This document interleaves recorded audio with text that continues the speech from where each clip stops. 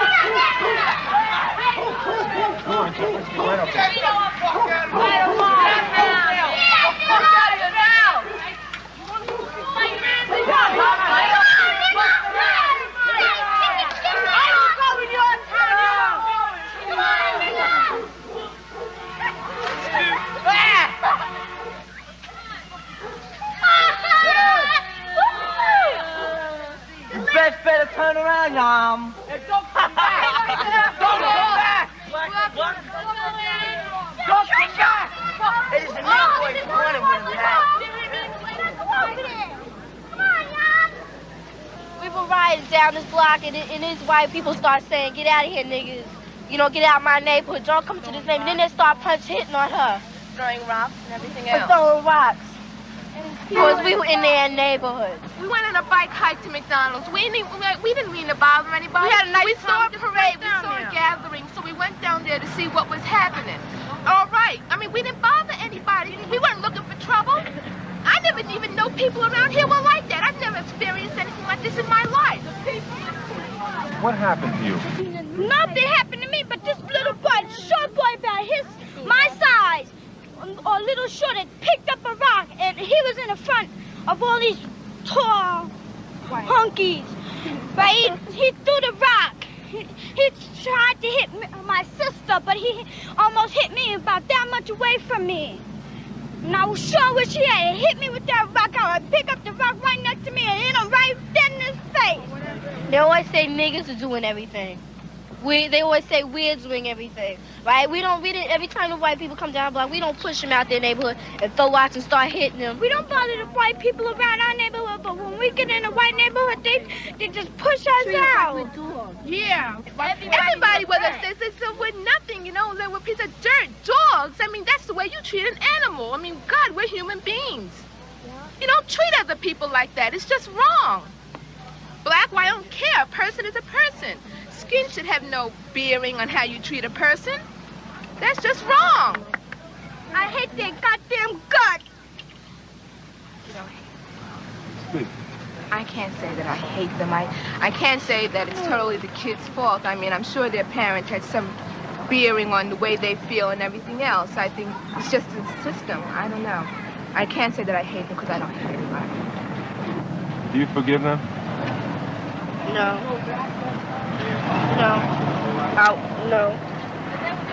Can't take back no hurt. But they gonna always do that. They always spit on us like we some dogs. They always gonna spit back on them. Ain't nothing gonna change. Coming from a galaxy near you, this is Brothers in Booze. And here are your hosts, Greg Washington and Doug Ziegler. That was an opening. Happy Black History Month. And it's sad that we have to open this way, but I feel we have to because of the way that we, and when I mean we, I mean our country, that we're all Americans here. Many of us don't want to see Black history, so somebody needs to do it. That was taken in 1975. 75. So all those people are today's MAGA. So if you want to know where this comes from, in my personal opinion, there you go. Any comments before we get to what you're drinking, or what are you drinking is going to go before that, because that was heavy. The thing is, I was 4 years old when that happened, when that video was taken. But they did a whole thing where it's like we kind of got people to kind of hide it a bit. Never went away. But then, we had the MAGA folks, and that just kind of, they thought it was fine to start coming out and doing that shit again. And so many ways it feels kind of like we're back to square one or worse. I don't know. These are anti-CR. The people who don't want Black History taught are those people. Mm-hmm. That's it. Because they're the ones afraid of the expose. Think about it. That's it. Like, that's really how simple it is. Because we're all trying to fight through. Why wouldn't you want to just tell history? Like, what compels you to want to change that if you weren't part of that? But if you were part of it, I could see why you wouldn't want it to be seen anymore. Welcome, Miss Lauren Yee. Would you like? Hello. Is there anything you would like to add to this before we get to Doug's beer? And sorry to start on the down note, but it's not going to all be down, y'all. No. No, it's absolutely not. Our guests will make sure of that. So. Yes. Like some of the folks commenting, I'll just say it's hard to watch things and hear things, especially when you're like, that was history, but not that long ago, and seeing what progress has or hasn't been made. But at the same time, it's just like, if you hide things or pretend it didn't happen, like, we can't learn. And so you gotta show people, because sometimes people don't see or know, or where to look or any of that stuff. So it's hard, but growth is discomfort. So let's buckle up, people. And I want to dispel the myth that Black people, quote, like this stuff, is what I hear, and what I hear a lot today. And we don't like it as much as y'all do. We just want it to be out. We just want it to be taught like it happened, because it did happen. Don't erase what happened. Yeah, we're not happy about the history, clearly. We're more traumatized about it than y'all are, in my opinion. And what I mean by y'all, I mean the opponents to CRT and teaching, our history and stuff. I don't mean y'all, you two. Y'all know what I'm saying. Anyway, I don't know how to segue out of this, because it's just not going to happen. It's not going to be nice, but we're going to go with So this is still some of my stash, Doug, from our friend from Kansas City, Nigel. Yeah. And Nigel and you, I think, are long lost beer people. Every beer that Nigel sent me has 600 ingredients. So this one, has, and I don't mean that in any disrespect, and I completely love what he sent me, but there's a lot of complex beers. So this is a combination of hops, juniper berries, lemon, and lactose. And it's an IPA, Doug. And it's fruity. You can see it's kind of hazy. Mm-hmm. It's gingery. I don't know what juniper berries. I'm not familiar with that. Just having them. It's part of the flavor profile of gin. Yeah, like herbaceous. Okay. Yeah, it's definitely giving off that ginger. I'm tasting more ginger. So I like ginger. So I like this beer. That's it. Doug, what's going on over there? Or I'm sorry, Lauren, you should have went. Yeah, go ahead, Lauren. I'm less poured prepared than Doug, but it's okay. I'm gonna just crack that open now. I have. What's up, Angie? Hey, I don't have gin, but I have a beer. And this one's from our friend Doug. I was like, I gotta turn the right way. We have Dark Mode. Ooh, Imperial Milk Stout from Revolution Brewing. That beer's been all over the place, literally. Yeah. I also cross country twice. It's great. It's gonna be great. I have not had this before, but it's dark and I like it. But it is also 13.8%. So this may be a slow roll of a beverage. That's right up your alley, though. It's true. I don't. It's a challenge. Doug knows what you like. It's super good and dangerous. I love it. See? Very easy See? drink. See? Not boozy, but not as boozy as you would think for a almost 14% beverage. Ooh, this you gotta is watch good. that one. Yeah. It's kind of like Sorel. Yeah. Also, we all know how that goes for me. Delicious and dangerous. It creeps, and then it. But that leaves no ill effects the next day. But it doesn't though. There's no bad ending. No, well, I'm just saying it slaps you in the face. At some point, you're just sipping, and all of a sudden, And then you're cruising. Hello, yes. Then you're Doug, all you ever warm. have this one? No, I saw that one, but I did not pick it up. And because I'm not a big candy cane person, so it's like just generally. Usually I get a lot. I get every pastryarchy ale that I can find, but yeah, I didn't get that one for some reason. So I think It sounds a little out of season.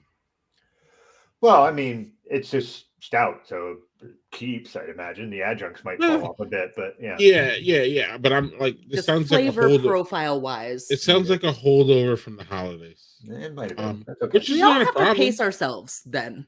Oh, I got plenty of beers from the holidays. Yeah, absolutely. So Doug, yeah. So I'm starting light since I am on first day of negative COVID test. So but yay. So I got Rewind Lager. This is from Birdsong when I was in North Carolina. I still have another one of these. This is a really, really, really good lager. And I just wanted to start not do anything too drastic. So it's actually a very light lager. So it's 4%. So cheers to y'all. Glad to see you. Yeah. Glad you were feeling good enough to hang out with us. Also, love the can art, like color scheme, cassette just simple, tape. right? It's fun. With the pencil. Oh my God. Yep.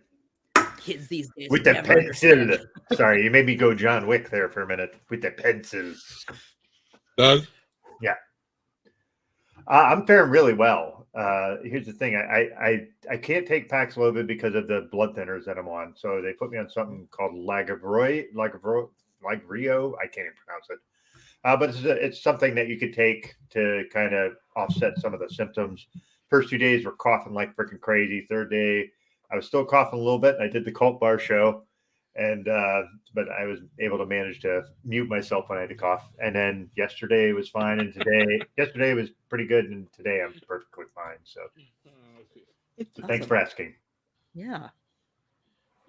Thanks for asking, Jason, because I didn't. Yeah. Thanks, Greg. I'm just a bad human. It's fine.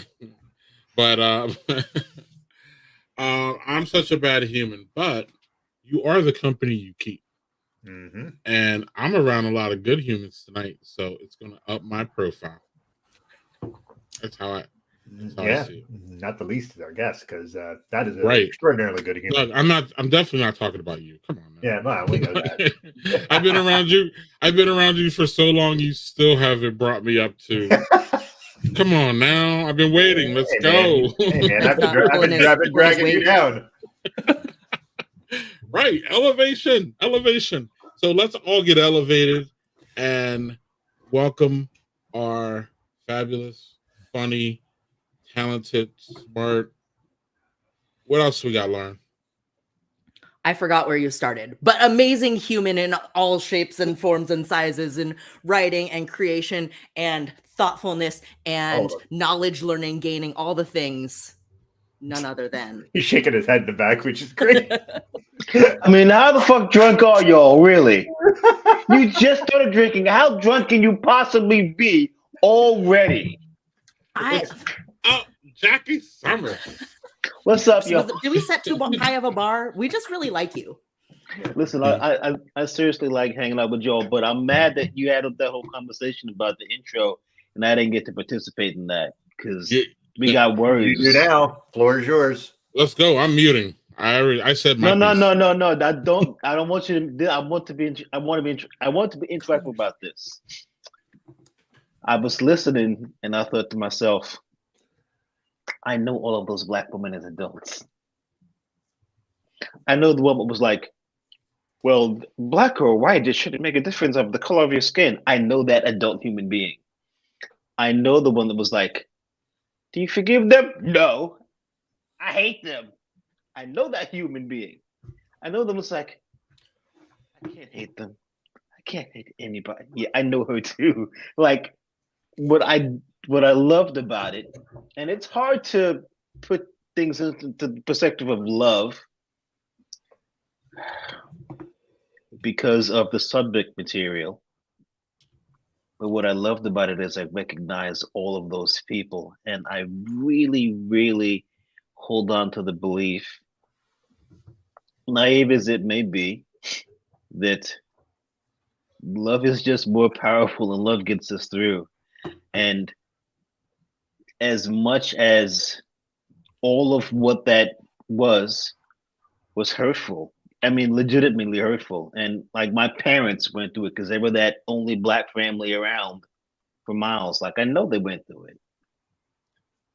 But you know what you don't see is we're laughing about it. But we're mad out in the streets, and we get to the houses and we're like, man, what the fuck was that? Like, who the fuck they think they?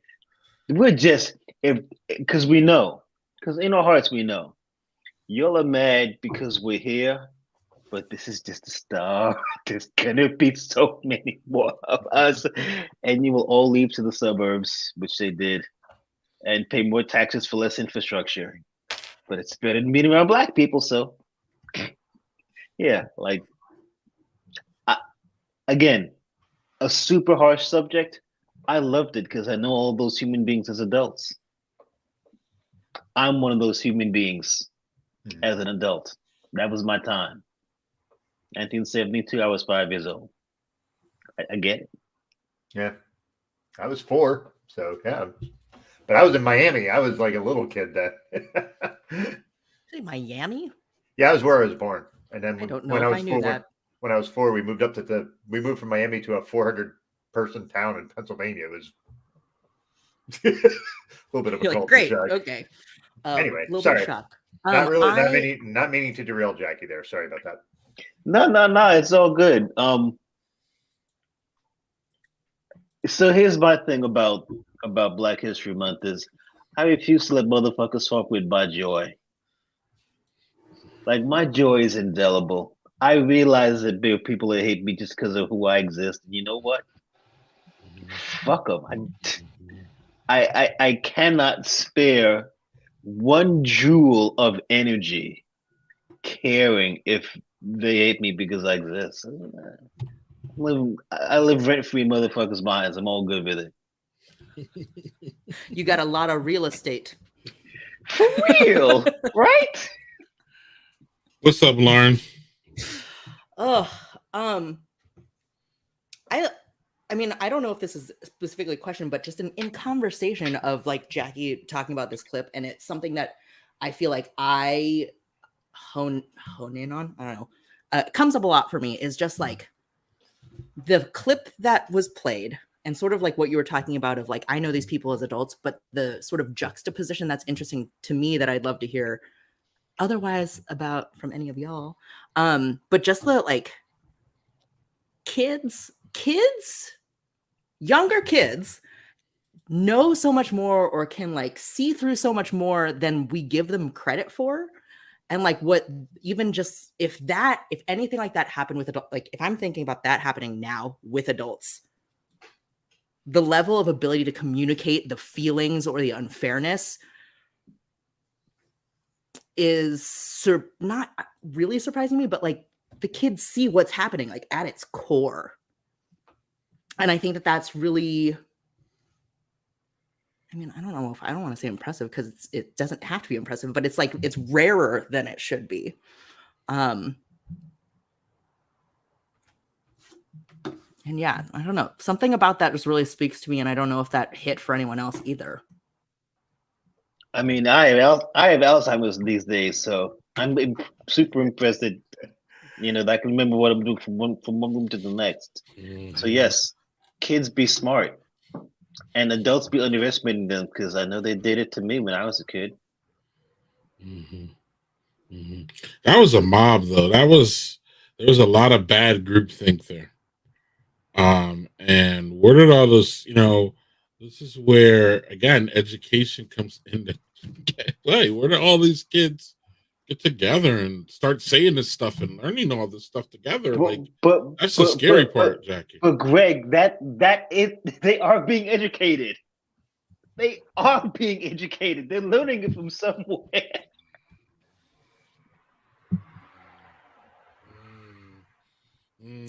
Yeah, you gotta pass that shit on. Yeah. What's up, Doug? I was gonna say, like, they are learning that stuff, yeah, and it's true. It's racism is if you take somebody who doesn't know the race and they just see somebody, just see them as they are, and then you get people in there who are racist and just fucking pounding that shit into their kids' heads, and voila, and then they get. Plus, then you have all the societal shit on top of it, just making it even worse, and just like, yeah, it's not great. So, y'all, let me take this positive now. Cool? All right.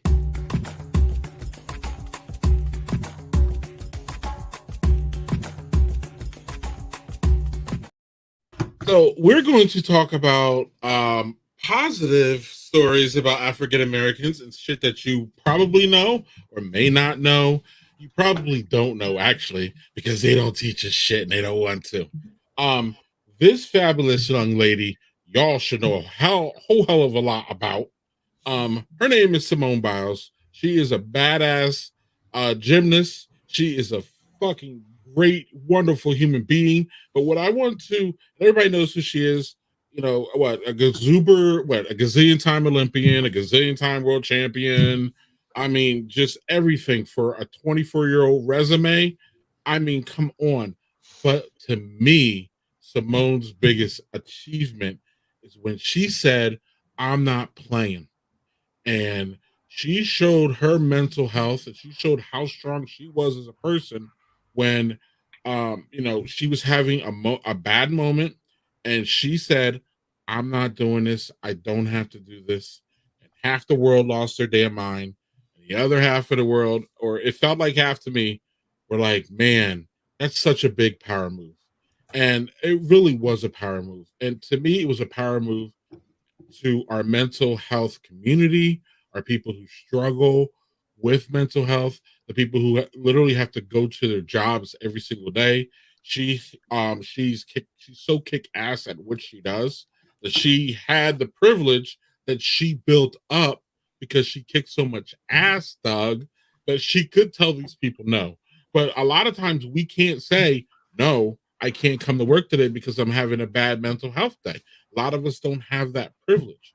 And she took that privilege and she, in my opinion, made so much more of a healthy effect on society than any of those dumb votes that she does, and those wonderful floor exercises, and whatever the else hell she kills when she walks out there. Whatever she does, it's gold. So it doesn't really matter. She can do whatever the hell she wants on the gym floor, and amen to her. I love her. So if y'all, she is living history. That's what I like about this one. We're doing this all month, so I'm going to get to some historical people who aren't here, but we got to celebrate the ones that are here, that kick ass. Simone Biles is one of them. You can find Simone Biles. First of all, she wrote a book, so you can find this book at Amazon everywhere. Courage the Sword. It's a couple years old. I don't think it involves with her latest run for the at the Olympics, which involved her saying, "I'm not playing, taking myself out." And I believe the Americans still won, even though she took herself out too, if I recall correctly. I could be wrong. So it wasn't like she's hurting the team or any of that horse shit that we heard. It didn't matter whether she was hurting the team or not. She was helping herself. And sometimes you have to center yourself and help yourself before you can help anyone around you. And that needs to be another thing that Americans who are always running to be doing things and like not sitting and smelling, drinking the tea and smelling the roses, as they say. So that's her book. And then there's a movie out, the Simone Biles story, The Courage to Soar, as you can see, based off her book. And that is on Hulu and Amazon Prime. Google it, it's everywhere. So Simone Biles is my African American of the week, Doug. And she's amazing. And she's one of the people I would love to have a beer with. It would be so fascinating to talk to her. I skipped over all of the bad part about her story, which is the dude that was abusing her among all other girls at college. But that's part of why she kicks so much ass, because the adversity that this woman continues to still go up against, and then you see the results of her mental determination, y'all.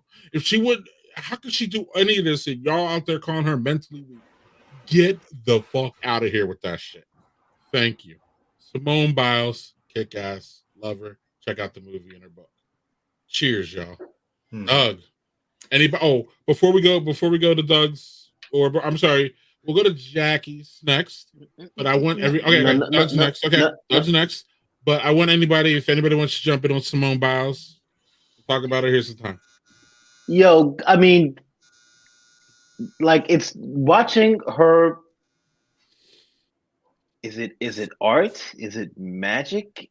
Whatever she does, watching her perform her sport, this must be what it was like to watch Babe Ruth play, or to watch Sandy Koufax pitch. Like, she's doing legendary shit, and like we get to be alive to witness it. Like watching, I feel bad for the kids who think they like basketball and never watch Michael Jordan play. They'll never know how magical it was. Like watching Simone Biles do her thing. She broke the damn sport. She broke the sport. It's like, I'm sorry, we have to make this move illegal because you're the only human being that can do it. She broke the sport. Yes. What you said about like just watching the like amazing excellence, like you can like feel, you can see the excellence happening. But the thing that I think makes a difference for me, at least personally, in a lot of those cases too, is like it's not a cocky there's like a humble, I'm part of a thing, like especially when it's a team sport. I mean, I guess gymnastics isn't always, there's individual and all that other things. It's individual stuff in a team sport. Like it's kind of both. It's weird. Yeah, Anyway, the excellence in motion, live, and it's happening, but there's like the lack of, there's confidence, but a lack of ego or understand, like centering, grounding of like knowing yourself enough to like know how you can be confident, but not an asshole or whatever. And just like, I'm going to do me and do the best that I can do and not apologize for it, is so amazing to see, especially for a minority in whatever way that might be, of like person of color, woman, younger human, that has to like earn respect in so many more ways. It's just really great. Yeah, Right. All I would say, just the mental health bit is what I really admire about her. Not all the other stuff, but that just her being like in the biggest stage, being like, nope, my mental health matters more. That was pretty ballsy. Mm-hmm. And Doug, that was a. Or you what go, Jackie. What are they gonna do? Take a Wheaties box away? Right, but that we all know that wasn't the first time that somebody probably wanted to do that and just couldn't do it. So, for her to do it and set that precedence, it's just amazing, and we need to see more of that. When it applies, of course, But here's why it upset people. It upset people because they're used to the gladiatorial arena, and they're not happy until you've literally given everything. To be able to step away, it's like, no, we own you. Why haven't you given us everything? Yeah. No, right. So she said, "Y'all don't know me." Right. Right. Right. The self-possession, I love it. Yeah. Yes. Oh man, big time boss move. And Doug, what do you have over there for us? I don't even know. Yeah, I shared a link there with. You can share, can't you? Let's see if I can add to stream. Yeah, there we go. Hey, I can do it. Oh, I'm bringing Bill Russell to the party here. All right. Jackie and I have actually had a few conversations on social media where he was like touting Michael Jordan as the best player, and I was fighting back as LeBron James. But you can't deny that the greatest winner of all time in NBA basketball is Bill Russell. I mean, that's the guy. He was the first black head coach in the NBA in Boston. Boston is not known for their race relations. And it's still not, but like, but he was just, and it's just been way worse back then, Doug, for sure. I can't even imagine. I cannot even imagine what that man went through. Just, he was revered, but people, they still didn't treat him as equal, even though he was their coach and a player coach, which is like, you never see that now. Well, Doug, you remember what Robert Parrish said about Boston, and that was after Bill Russell. Remember Robert Parrish said that they would cheer for me at the Garden, and then they would boo me at my house. Yep. So, or they didn't want to live next to me, but they would go down to the Garden. That's what it used to be, the Garden, and like cheer for me. So I'm sorry, Doug. Go on. No, that was after Bill Russell. Yeah, and that guy he handled everything with freaking grace and aplomb, and but he wasn't like, he was willing to speak up and talk about issues.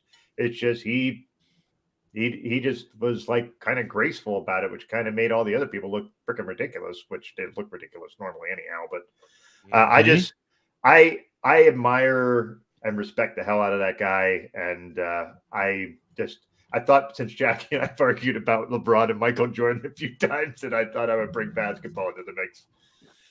That is awesome. And he's also right. I listen, Michael was magical to fucking watch. Like, he really was. So yeah, you can't deny that bit. And it was a bit more mystifying then, because you didn't have the internet age then. Because I wonder how that would have played out with Michael Jordan, especially some of the. It would have been nasty. Yeah, it would have been nasty. Especially stuff when his dad died, and then there was like all the gambling shit. And well, Twitter would have lost his mind when he went and played baseball. Twitter would have just lost it. I'm serious. And like almost not be able to recover. So before we pick up the MJ conversation, I want to say this. My favorite Bill Russell story of all time is he's 12 years old and he's coming home from school, and 5 kids jump and beat the hell out of him.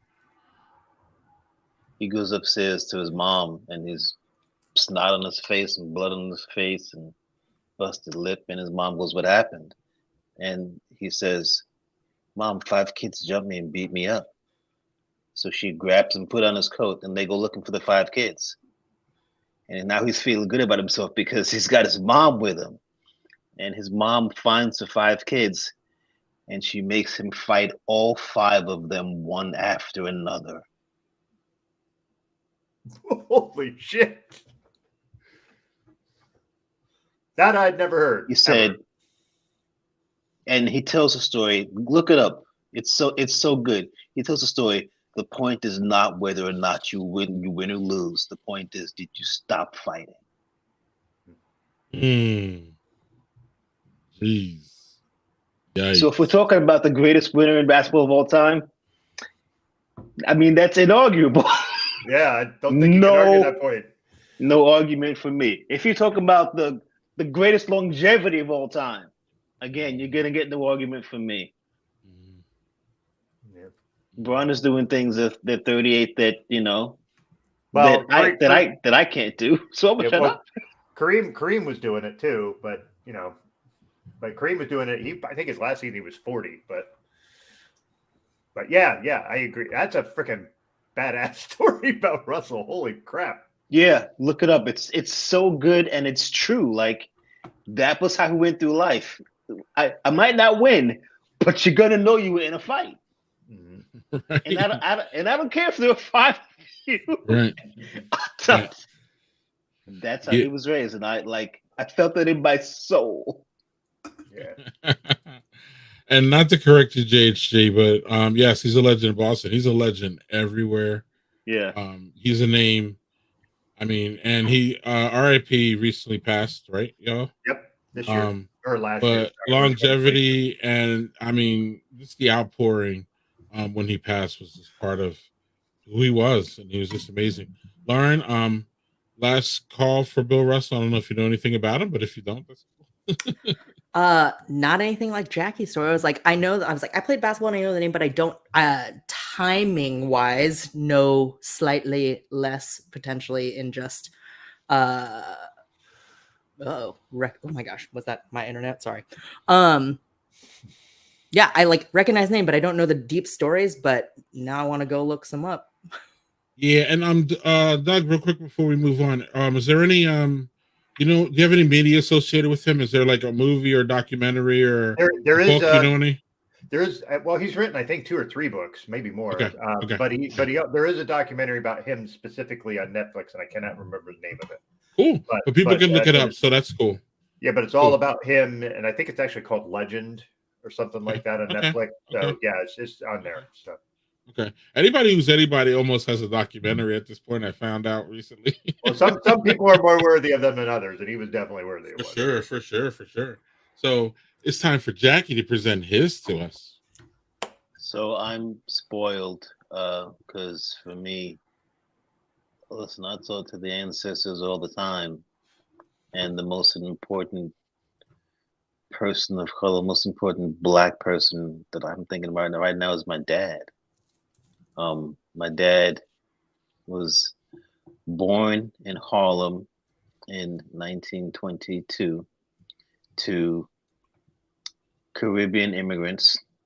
My grandfather was a concert pianist, but when he got to this country, he couldn't get work as a concert pianist because he didn't actually realize he was Black till he got here.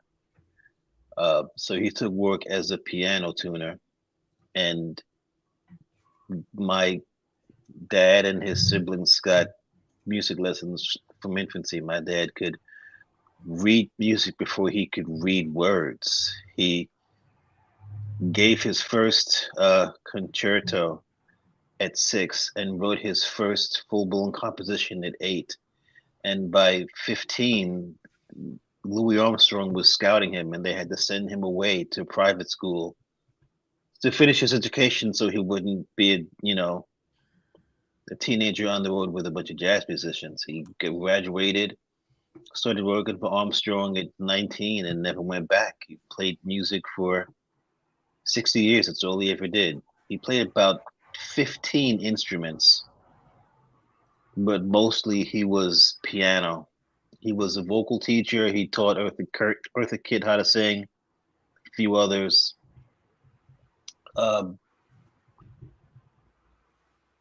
There was a time when, and this is because I'm old, I know who they are, the Supremes, Diana Ross and the Supremes.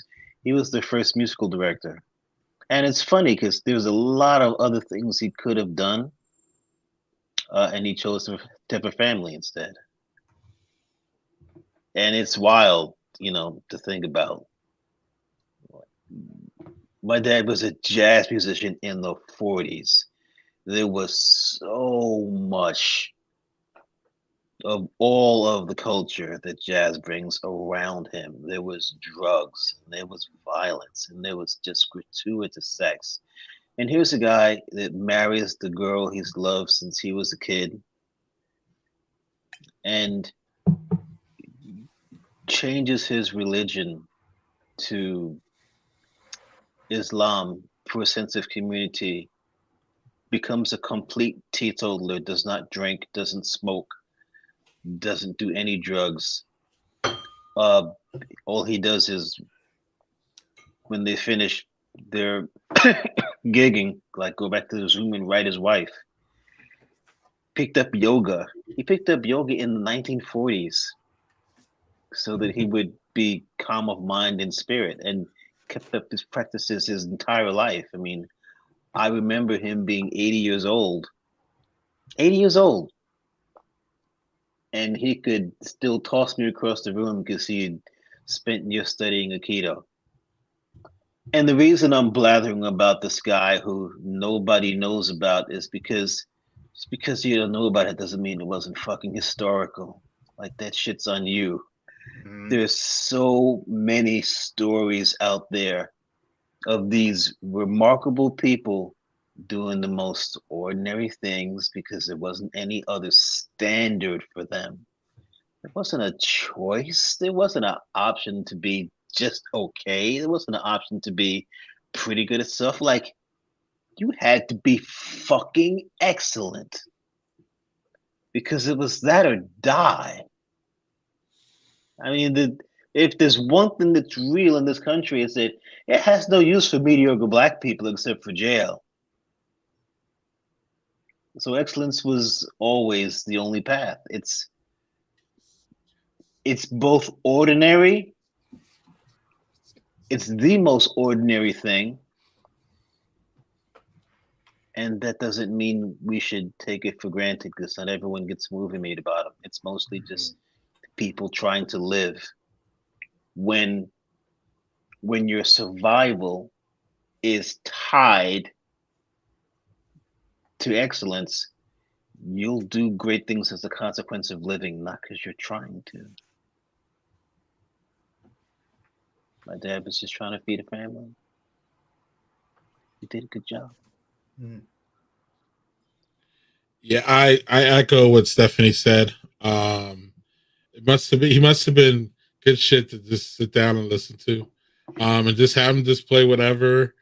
And Daniel Fisher wants a documentary. Yeah. So and I have to say the semblance is spitting here. Oh my goodness. Let me give you context on the pick. The context is he had played for Armstrong, Ellington, Billie Holiday, Duke Ellington, all of them. He didn't record an album of his own material till he was 75 years old.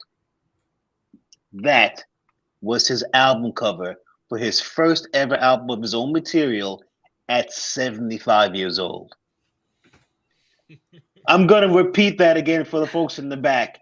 The nigga ain't recorded his own first album till he was 75. Telling yourself what you can't do and get the fuck out there and do it. Yes. I was just telling my kids that Julia Child, Jackie, did not start. Everybody knows Julia Child. She didn't start doing her cooking shit, Doug, until she was 50. Yeah. You know how big and wild and mad she became. She, again, without her, there's no Martha Stewart, Rachel Ray, all these people.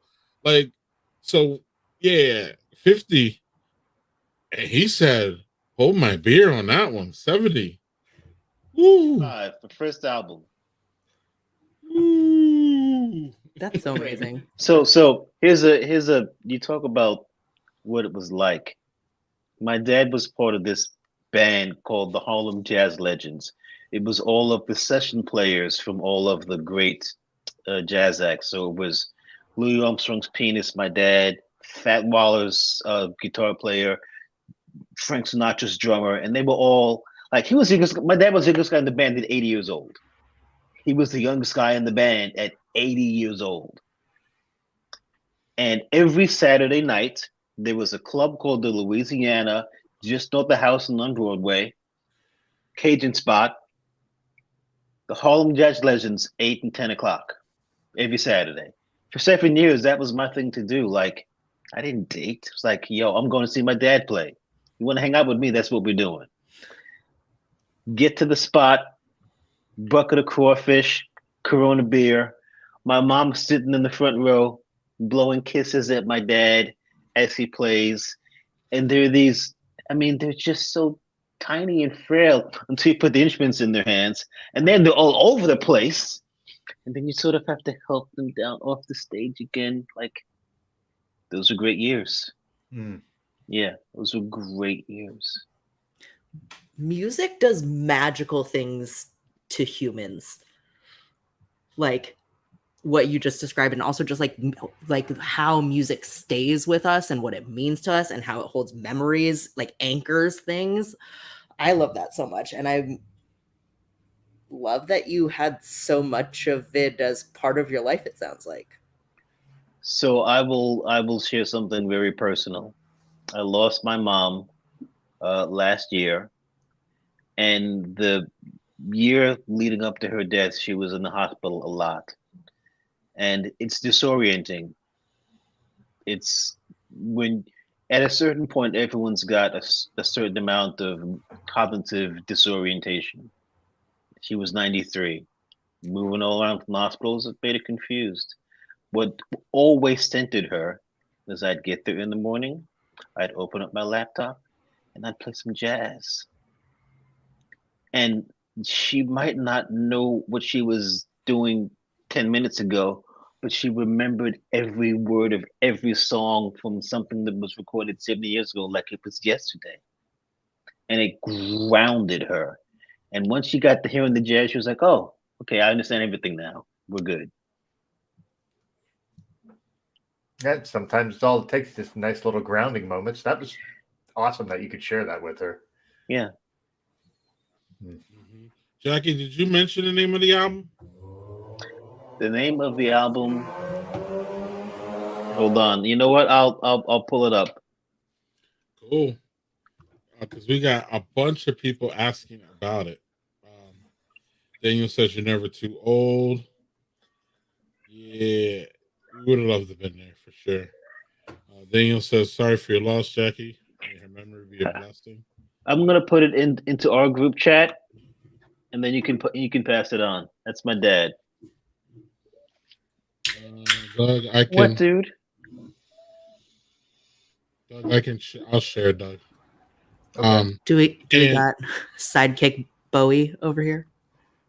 Here we go. He's like, yeah, what's going on? How dare you have a Zoom and you didn't let me know? We're matching outfits and everything. Okay, let's get this on the screen here. And just so y'all know, this Lauren Yee was not informed by me about having about the Black American history thing that we're doing. So, Lauren, you can. I was like, I can not make one up, but I was like, hearing everybody, it did make me think of a person that I can bring up briefly. I was like, I didn't do the deep. Let me find a thing or whatever. Oh, this is the album. Is this the album? Oh, that's the album is called Treasures, and that's his discography. Oh, nice. All right, y'all. I'm gonna tweet this out so y'all can look for it on my Twitter, and maybe Doug will tweet it out too, so y'all can find it. Yep. Cool. Perfect. To the Twitters. So yes, I was less prepared. For now, and we'll get to that later. For now, to the Twitter. Sorry, Lauren. Go on. That's okay. For now, currently at temporary. present. Yeah, that's just temporary. We're gonna get out of it. Hearing some of you all bring up who you brought to the call, it did make me think of somebody, and it's someone that a lot of people know probably, but Viola Davis. I didn't know much about her, but in hearing what you all were like bringing up about folks and stuff like that, I, with a book club, read her memoir Finding Me last year sometime. And just so many things about her I was reminded of in these chats. She also got her break a little bit later in life. She is currently, I mean, I think she's always been sort of not the type to sugarcoat things, which I appreciate. There's something that I don't know if it's necessarily like grounding. Maybe now as an adult, she's like, we could call it that. But there's something about knowing your excellence or where you want to be or what you want to do and just being so sure of that and fighting for that. And when she had opportunities to not fall into the acceptable Black woman tropes and where she could fight and make it more real and represent real people, she would do that as much as she can. And then she got, more clout and famous, and like she can do more of those things because she did those things before. So just a lot about her willingness to know herself, know her greatness. Like she, in her book, she does not sugarcoat at all. She's like, this was my past and it's a lot. But she's not trying to hide it. She's not trying to pretend things didn't happen necessarily. As you maneuver through things in childhood and then you recognize them more as an adult. But she is someone who as you all were speaking about other people, a lot of things reminded me about her. So I, on the fly, am bringing her up. Well, that's a great one to do. Jackie, yeah. I saw you shaking your head. You have comments on this one? Nah, like Viola Davis is the shit. I friggin' love her. Like unapologetically, here I am. Like maybe she wasn't always that way, but like it was like bursting at the seams until she was able to really just, here I am. I know. Jackie, don't revoke my black card, but I don't remember seeing her in anything. So, dude, I'm not the black card police. I know. But it's. I would trust me with that job. That's just funny because that's one thing we say over at the soul food space that I do with Twitter, which is sometimes people are like, so you don't. Somebody said that they didn't like mac and cheese, and they're like, "Don't take my black card for that." But we were like, "What? How are you have melanin in your skin and don't like mac and cheese?" But anyway, so that's why I referenced that. But Doug, have you seen any of Viola Davis's stuff so you can get me off the hot seat here? Yeah, she's been in a bunch of things, but yeah, I go ahead, Jackie. I'm sorry. No, now I really want to know what offenses could cause your black card to be revoked. This could be fun. Okay, so not much, but it's just more of a funny thing. Like one of the things we said, Jackie, is was tore hers up. So one of the things Jackie says, we said on the last Soul Food Space, if you have not had chitlins or smelt that shit, you're not black. So what is your chitlin story, Jackie? I've never had or smelt. What? But we're talking about the difference. You're not black. No, I'm revoking. No, wait. I'm revoking right now. People with Afro-Caribbean ancestry and people who were raised in the South. My grandparents immigrated here, so they were never eating chitlins. It just wasn't part of our diet. Right.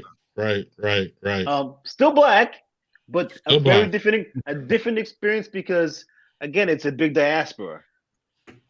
Right. Good shit. How to Get Away with Murder is one of her biggest shows. Mm-hmm. She killed it in the Woman Warrior. That's the one I want to see. That's her latest one. I think it's the Woman King is what I'm. Woman King. Yeah. Okay. That got a lot of Oscar buzz too. She was also in The Help, which is an amazing movie. Yo, she's Amanda Waller in the DC universe. She's badass. She's badass. So who else is badass is you, my friend. Yeah. And you have been, since we've seen you have been jet setting. You have been going to places. You've been winning awards. What is the latest with Sorel? it took us a while to get here, but we're here. We had some important things to discuss and get it out there. I'm really, really forceful this year with Black History Month, Jackie, given Mr. DeSantis, he's pretty much the main one, but they're all popping up everywhere. He's just the most powerful one actually pushing it. But we do got people in Congress running around talking rent shit on free in his COT. tiny ass little mind. Right. So since that's why we're pushing it this month. And we're gonna continue to push it. And if you don't like it, you can push that X up there on the left. But also ultimately you should stick around for some education because we're all learning too. I learned things tonight that I didn't know before, and I hope that y'all did too. And that's really the whole gist of the whole thing. So, Jackie, but since we see you last, man, what has been going on with Sorel? It seems like it's just award after award, and it just seems like things are just really moving in the right direction. Am I So I'll tell feeling you this wrong, or what's going on? I'll tell you a funny story. This is true. And this is the and- first one. See, this is something I love you. This is the first time anyone outside of my actual team has heard this. I got a call last week from a distiller out of northern Kentucky who took umbrage to the fact that we called ourselves, quote, the most awarded liqueur. And he starts off by going, "Oh, well, Cointreau is the most awarded liqueur." I'm like, "Oh, they've been around 170 years, so I would expect them to have more awards than we did." We were speaking specifically about 2022. Well, if you're going to be an honest businessman, you should put some sort of qualification on your website and your marketing materials. What? No, so we don't do that. Do you not understand? I didn't say this out loud, but my thought was, do you not understand how marketing works? Because you felt the need to call me. I've never heard of you. So, and with all respect to whatever you do and whatever product that you make, congratulations. I'm happy for you, but no, we're not changing marketing. Go fuck yourself. Yeah. That's 2022's most awarded liqueur. Yeah. But I love the fact that you were on their radar. So there's something going on. Free in motherfuckers. Get that Right. mental real estate. Right. So why did a person from northern Kentucky call you about Cointreau? Like that's not made there. No, he called because he thinks he's won a lot of awards. And he's been around for 10 years, he's won over 100 awards. Congrats. We were back in 1 year, we won 40. Right. And here's the thing, because I'm from Brooklyn, it's entirely true that last year, 2022, Sorel won gold or better at least 38 times. Gold, double gold, triple gold, platinum, best of class, best of show, best of category, top 100 spirits wine enthusiast, top 100 spirits ultimate spirits competition. All that shit is true, and we weren't trying to win. But that motherfucker made a deal over it. Oh, now I'm I wasn't trying to win. Game on. Oh, yeah, game on, motherfuckers. Let's do this shit. What? Right. Let's do this. I got time for this. Yeah. Look at that. Look at that. I like the vibe of just like, I wasn't even trying. I'm just that good. We just showed up. Right?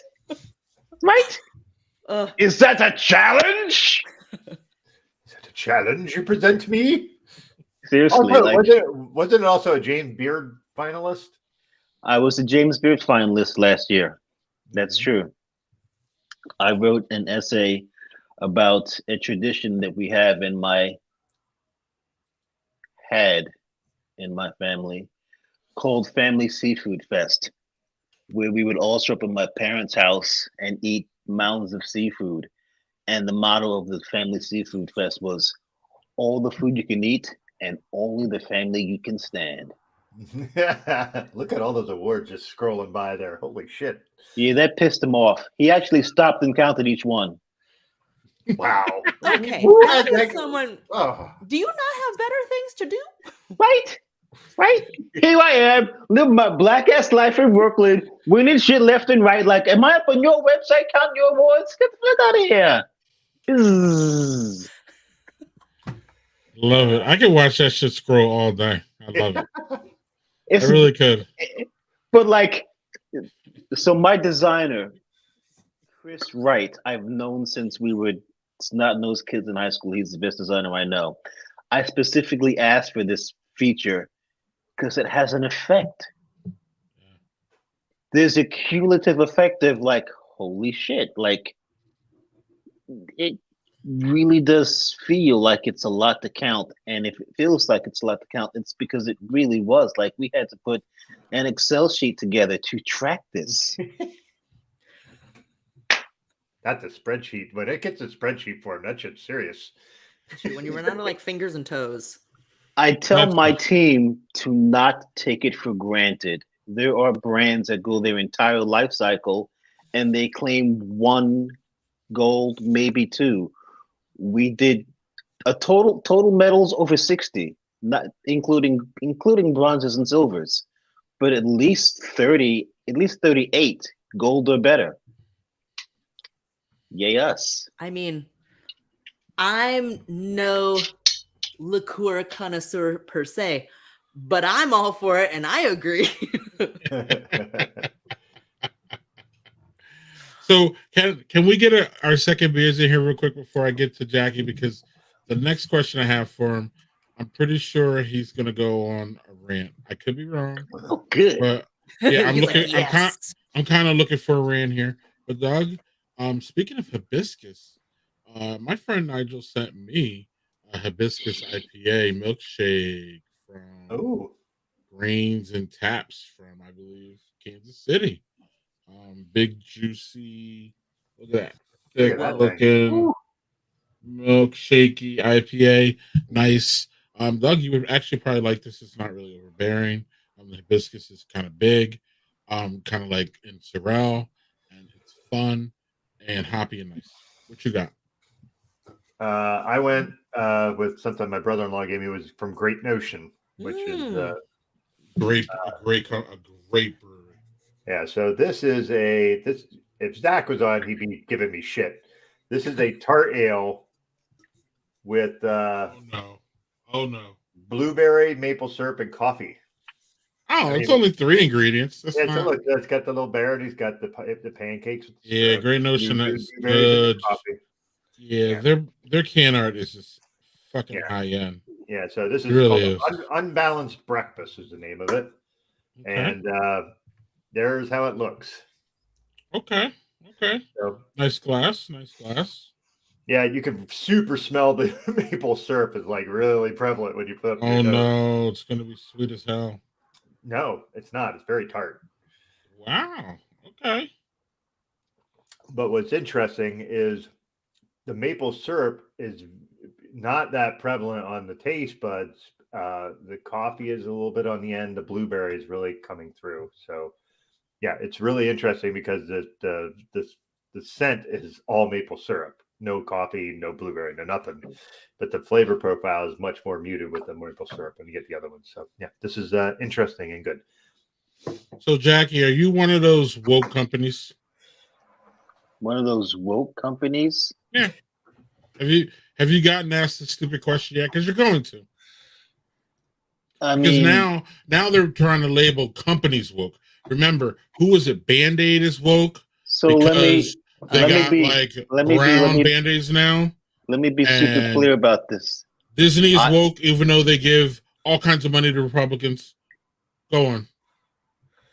Mitt Romney was right. Corporations are people. In that, corporations are run by people with values. And people are allowed to express their values through their corporations. When the decision overturning Roe happened last year, my corporation put out a statement because we're people too. And my statement was, we unequivocally support a woman's bodily autonomy. Like, it's a privilege. It's a privilege to have a platform where I can say with my company, fuck you, you're wrong. And listen, I'm not going to begrudge other people whose beliefs do not mirror my own the right to say the same thing. They have their companies. But as I do, we will see who votes with whose dollars. Mm-hmm. You know, if it turns out that your beliefs are more important than your dollars, you might change. Like, I don't value myself on my dollars, so my beliefs are pretty good.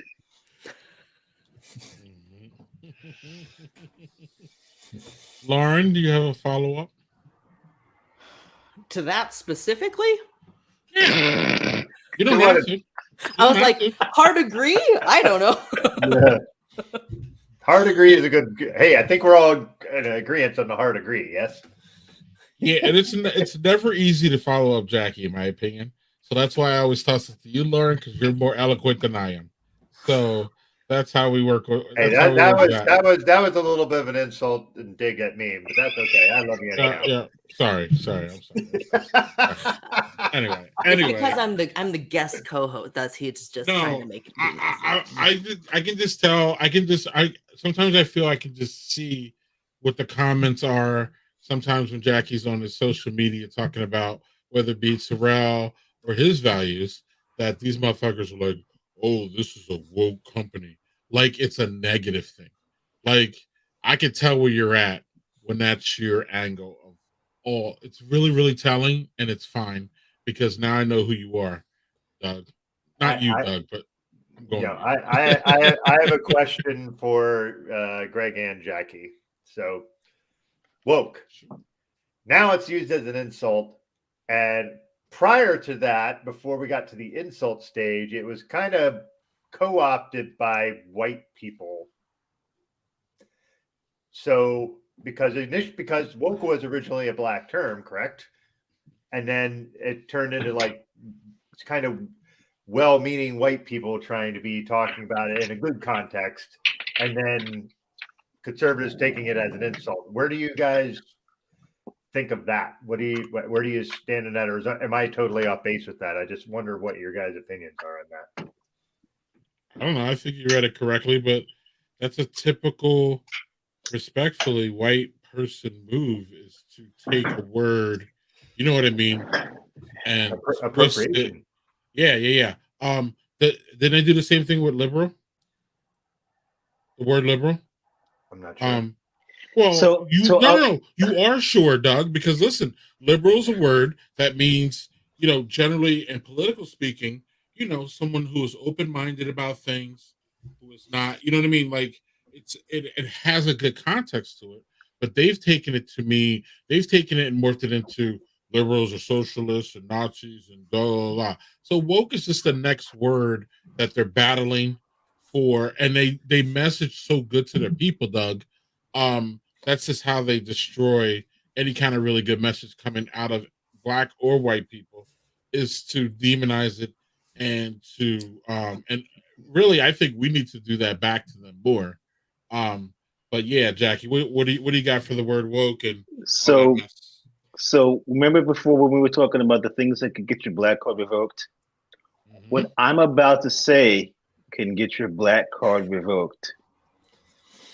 Let's go. So what Greg cannot tell you that he really wants to tell you is that black people have been aware of this appropriation bullshit for a long, long time. We just stay ahead of the curve. We gave up woke a long time ago, and we sent out the secret passcode, but we haven't told you what it is yet. So Greg already knows what the next word is, and he's trying not to slip. He knows as soon as we let the word out, it's going to be gone again. We lost another word. Who let the word out? Because they're just going to take it and detour it. Is it like a speakeasy password? I can't say anymore. They could have pulled my black card if I tell anymore. Right. Oh no, he'll have to kill me now. He told me. Sacrifices must be made. Dog, you mentioned speakeasy. Real quick tease before we get back to this is that that's a tease, dog. What is happening? Yeah, I don't even know this. Damn it. This is the worst kind of cliffhanger. Yes, it's here's the graphic. Now you're not going to say anything else about it. No, I'm not going to say anything fucking else about it until maybe next week or the week after. Thank you. But This is, there you go. It's a little tease. But yes, you said speakeasy, dog, and it triggered me, so I had to show that.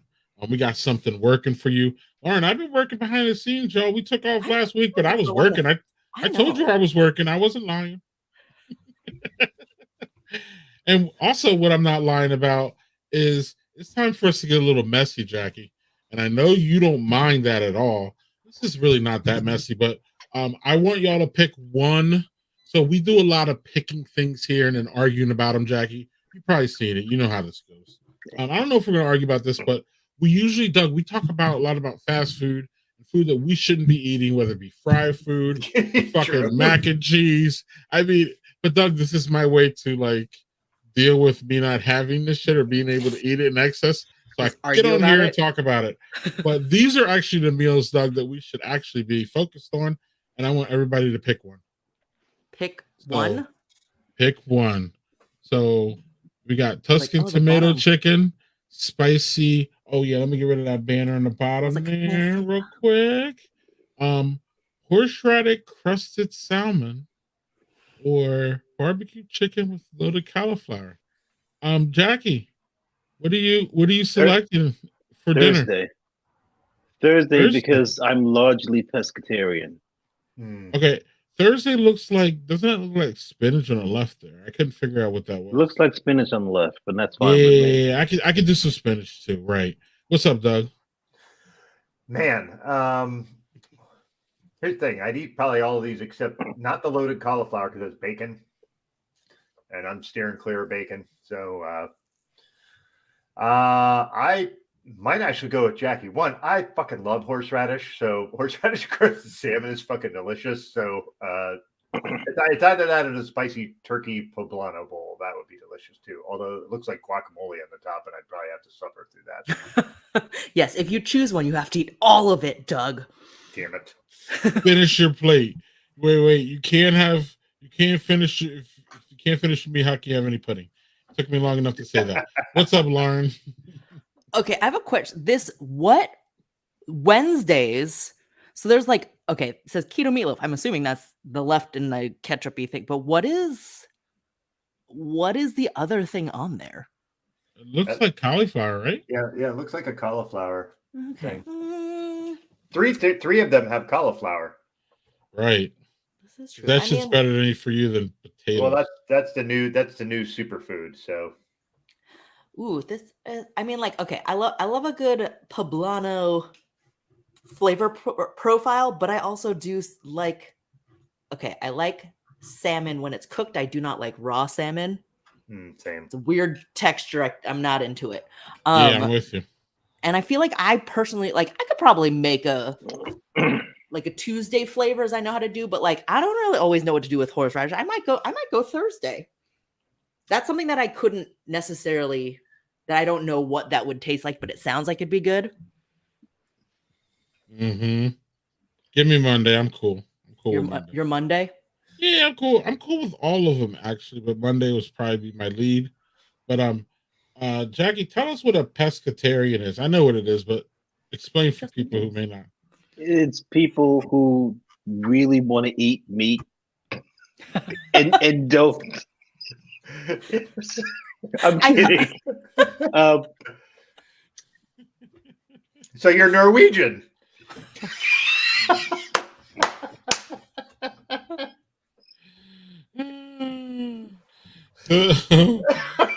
Sorry. But a pescatarian is someone who eats fish, right? Is that what it is? My edibles just kicked in. All right.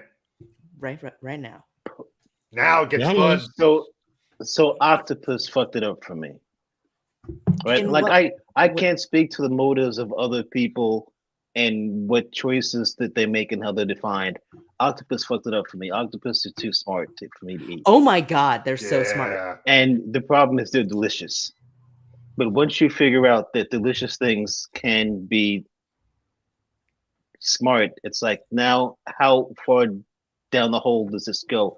How dumb does something need to be before I feel okay eating it?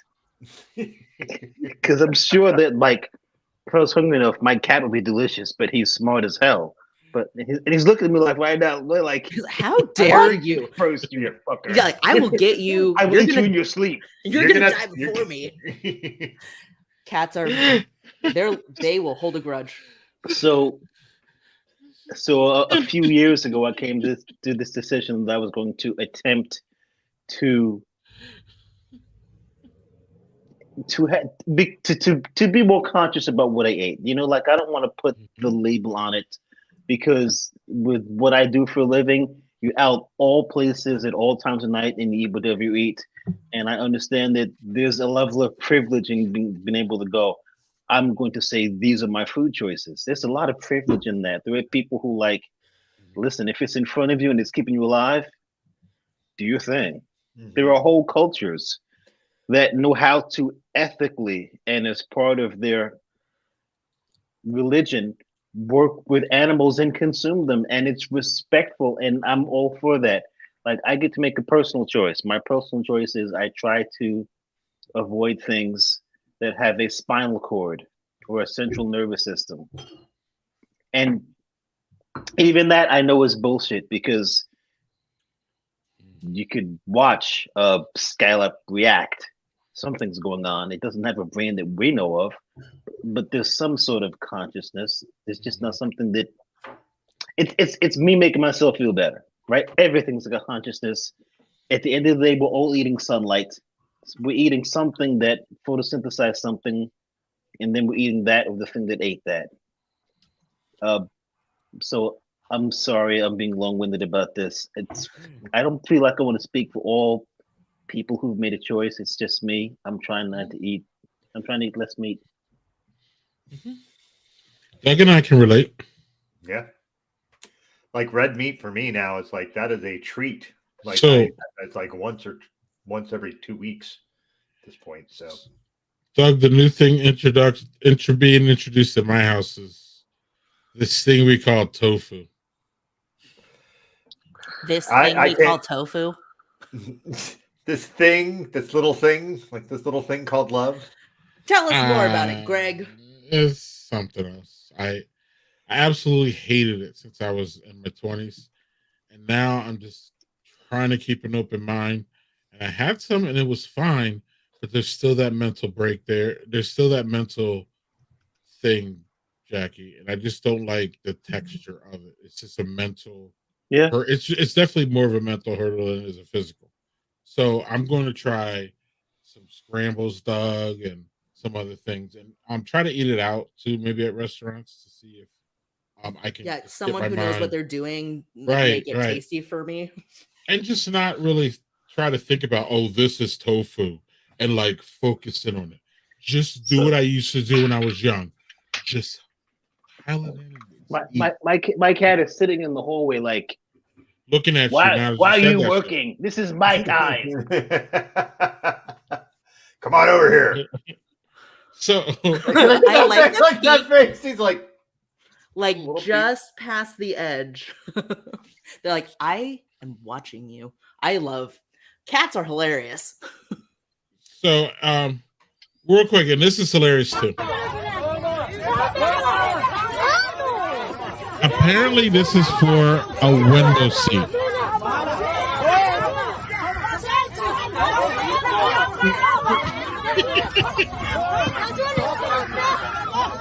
Does that mean it's southwest because you don't have assigned seats?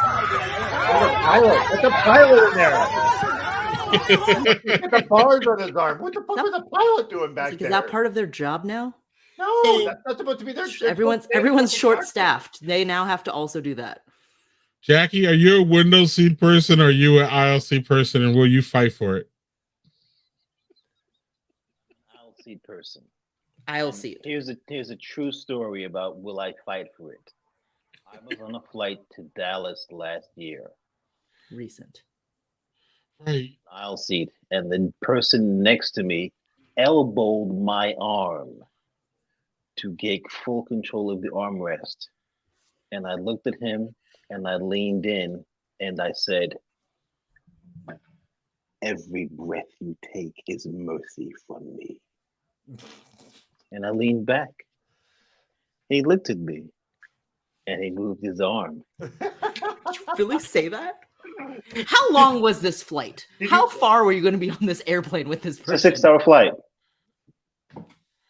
Bet you that person was quiet as a freaking mouse after that. Wow. Okay, so Jackie gets the aisle seat and the armrest. Right. Oh, I muted for a moment. Yeah, that was the thing. But he was asking what was going on with that fight in the plane. So it was just for window seat.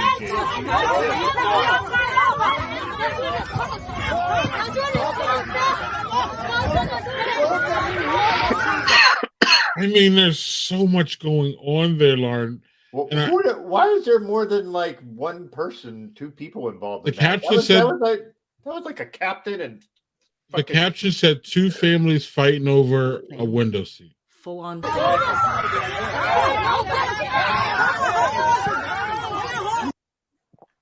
And one black person with a camera yelling, "World Star!" World Star! What the? I don't know this shit. I don't.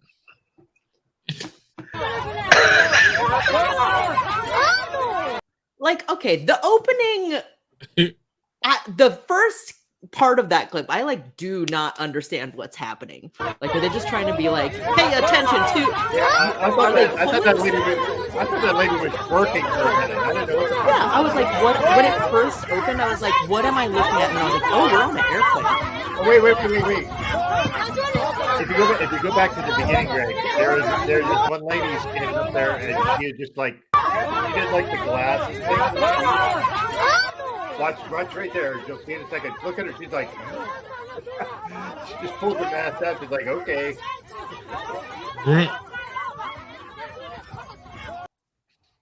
I can't with y'all at the airport. At this point, just throw them all off.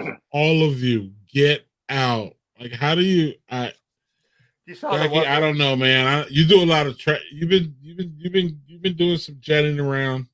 I don't know how y'all do it. I'm scared now. After the pandemic, it completely scared me. Not scared me, but I mean, that's because you're watching all these clips like that. Yeah, like my wife saw one. She had to travel to New Orleans, which thanks for giving my wife COVID there, by the way, New Orleans. But she saw like literally 2 weeks before her flight, like she had to connect into Atlanta, and there was this video of this woman who just started walking around with a fire extinguisher in the Atlanta airport, just fucking spraying the fucking thing. And she's like, great, I gotta go there. I'm like, yeah, that lady's not there now. You're okay. She was already there. She left. She's not allowed back. right. But some tomfoolery was going on for sure. There's no question. Was that woman pulling another woman? I'm pretty sure, Jade. Sure. I mean, pretty sure. Who the fuck knows? That was like a battle royale. That was nuts. So, Lauren, window seat, aisle seat, or middle seat? No one picks the middle seat, so I don't even know why I even gave that. Okay. So here's my thing: is like if given the option, I'd probably go window. However, if I'm traveling with people, I have often been like, whatever, I'll just take the middle seat because if I'm trying to be next to other people, I care less. I'm a smaller human, like it's fine. Whatever. Not that I'm trying to appease, but I think I care way less than other people because I'm less like long legs and limbs. Like I am not tall. Like I don't need the extra leg. Like let me put my legs in the aisle because they don't hit the seats. Like so I'm just like, I'm smallish. I'll just whatever. So, but if I'm given the option, I think I'd go window because I do like control of but like maybe said control. Maybe I do like control, but Right, like right, being able to like right. see No lie. outside. And if I'm on not the window seat and somebody has closed the shutter thing, I'm just like, oh, like I can't. There's something that I like being able to see when we're where we are. So Even though you can't really see anything except sky when you're in the air.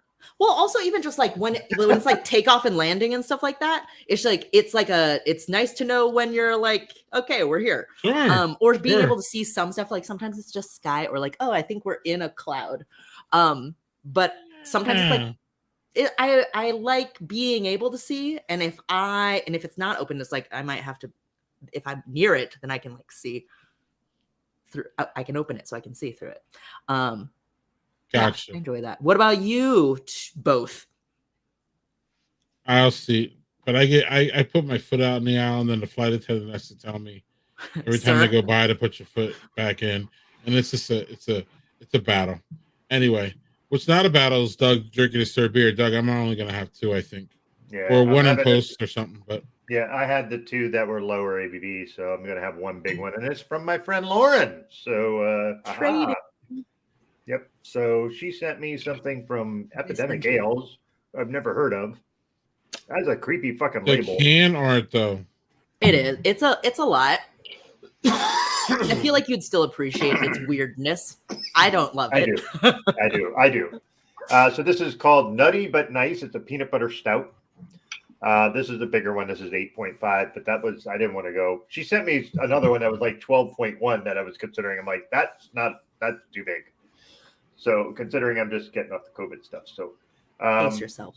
Yeah, so it's a bittersweet chocolate stout meets smooth but not too sweet peanut butter flavor, and it results in nutty but nice. So we're gonna see if there's truth in advertising on this. Whoo, baby, on the peanut butter. Whee. Yikes. I think that's good, right? If it says peanut butter, it should have peanut butter, right? Yeah. So nice dirty glass as usual. Great. So like I said, you get the peanut butter just very prevalent. So oh my God, I'm jelly and peanut butter. I got it. I got you, Jason. Like both. So not too much, a little peanut butter on the palate. It's a really roasty. That's not what I was expecting. I was expecting to be more like a dessert stout, but very roasty. It almost has like if you have like a strong coffee flavor. Bitter is the wrong word, but in that sort of strong coffee sort of bitterness flavor. But not a lot of chocolate in it. But yeah, it's good. It was like I was expecting to be more like a sort of a. They made it sound like it was a smooth stout, and it is definitely more. Yeah, it's more on. Got a little aggression to it. Yeah, it's not bad. I just not what I got out of the can was not what I got in the glass, and that's okay. Maybe the can art was trying to clue you in a little bit more. Maybe. So. Cheers. Oh no. And yeah, your jelly there, JHG. Enjoy. All right. Well.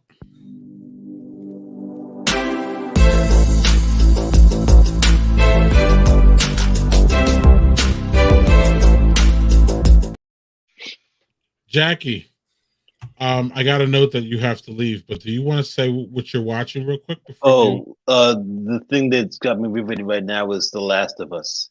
It's so well done. HBO Max. HBO Max. It's the first time I've ever had anyone give a reasonable explanation for why zombies. Yeah, and it's terrifying, especially in light of how people responded to the freaking pandemic. Like, we're dead as a species. We are not. Yeah. If something like in The Last of Us actually hits, we're fucked. Yeah, we're goners. Humans are dumb. Yeah. And Jackie, have you played the video game? No, I haven't. Man, I haven't had a gaming system in 20 years. I'm old. Okay, so I'm old. You're not. Yeah, so you're not in on it for the video game because obviously it's a video game adaptation. So right. People are watching it because of the video game. You just picked it up just to pick it up, and you're just vastly impressed. I've heard this so many times. Doug shake his head about it, so that's cool. So Jackie, if you have to go, we will let you go. But can you tell us how to find Sorel, what's been going on, and anything we missed, and then we'll set you on sail. You're a dope and you do dope shit, and I'm sorry it took us a year to get back and again and do this, but like again, this is fun for me. I'm having a good time.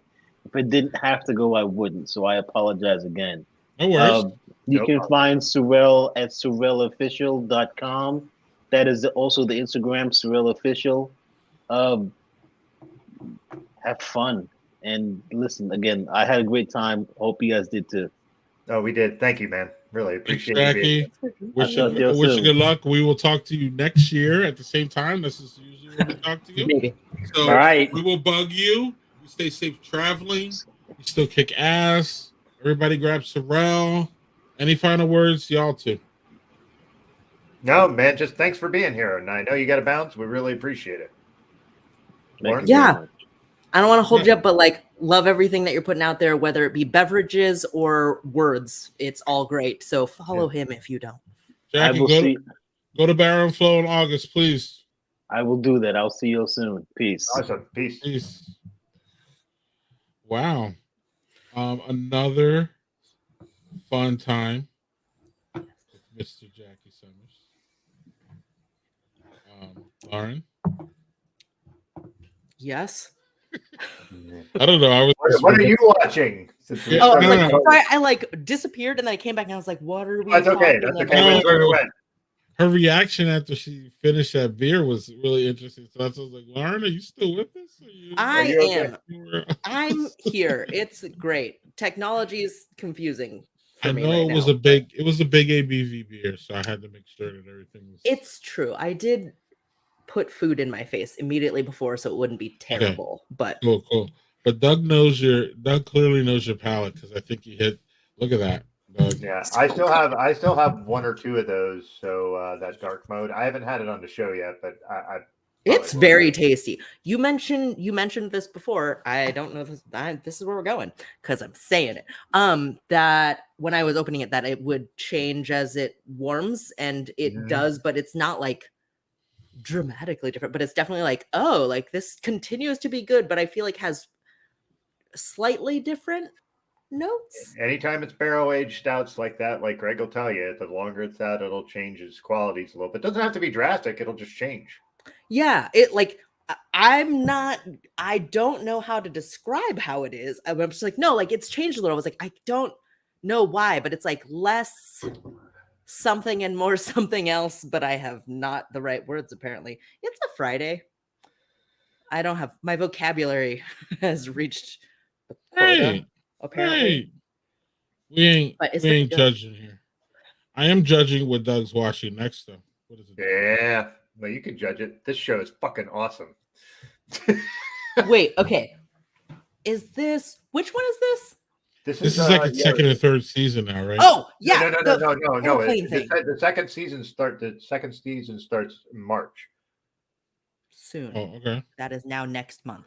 So I will tell you, this is like if you took Lost and Stranger Things and threw them together, except Stranger Things set in the 90s instead of the 80s.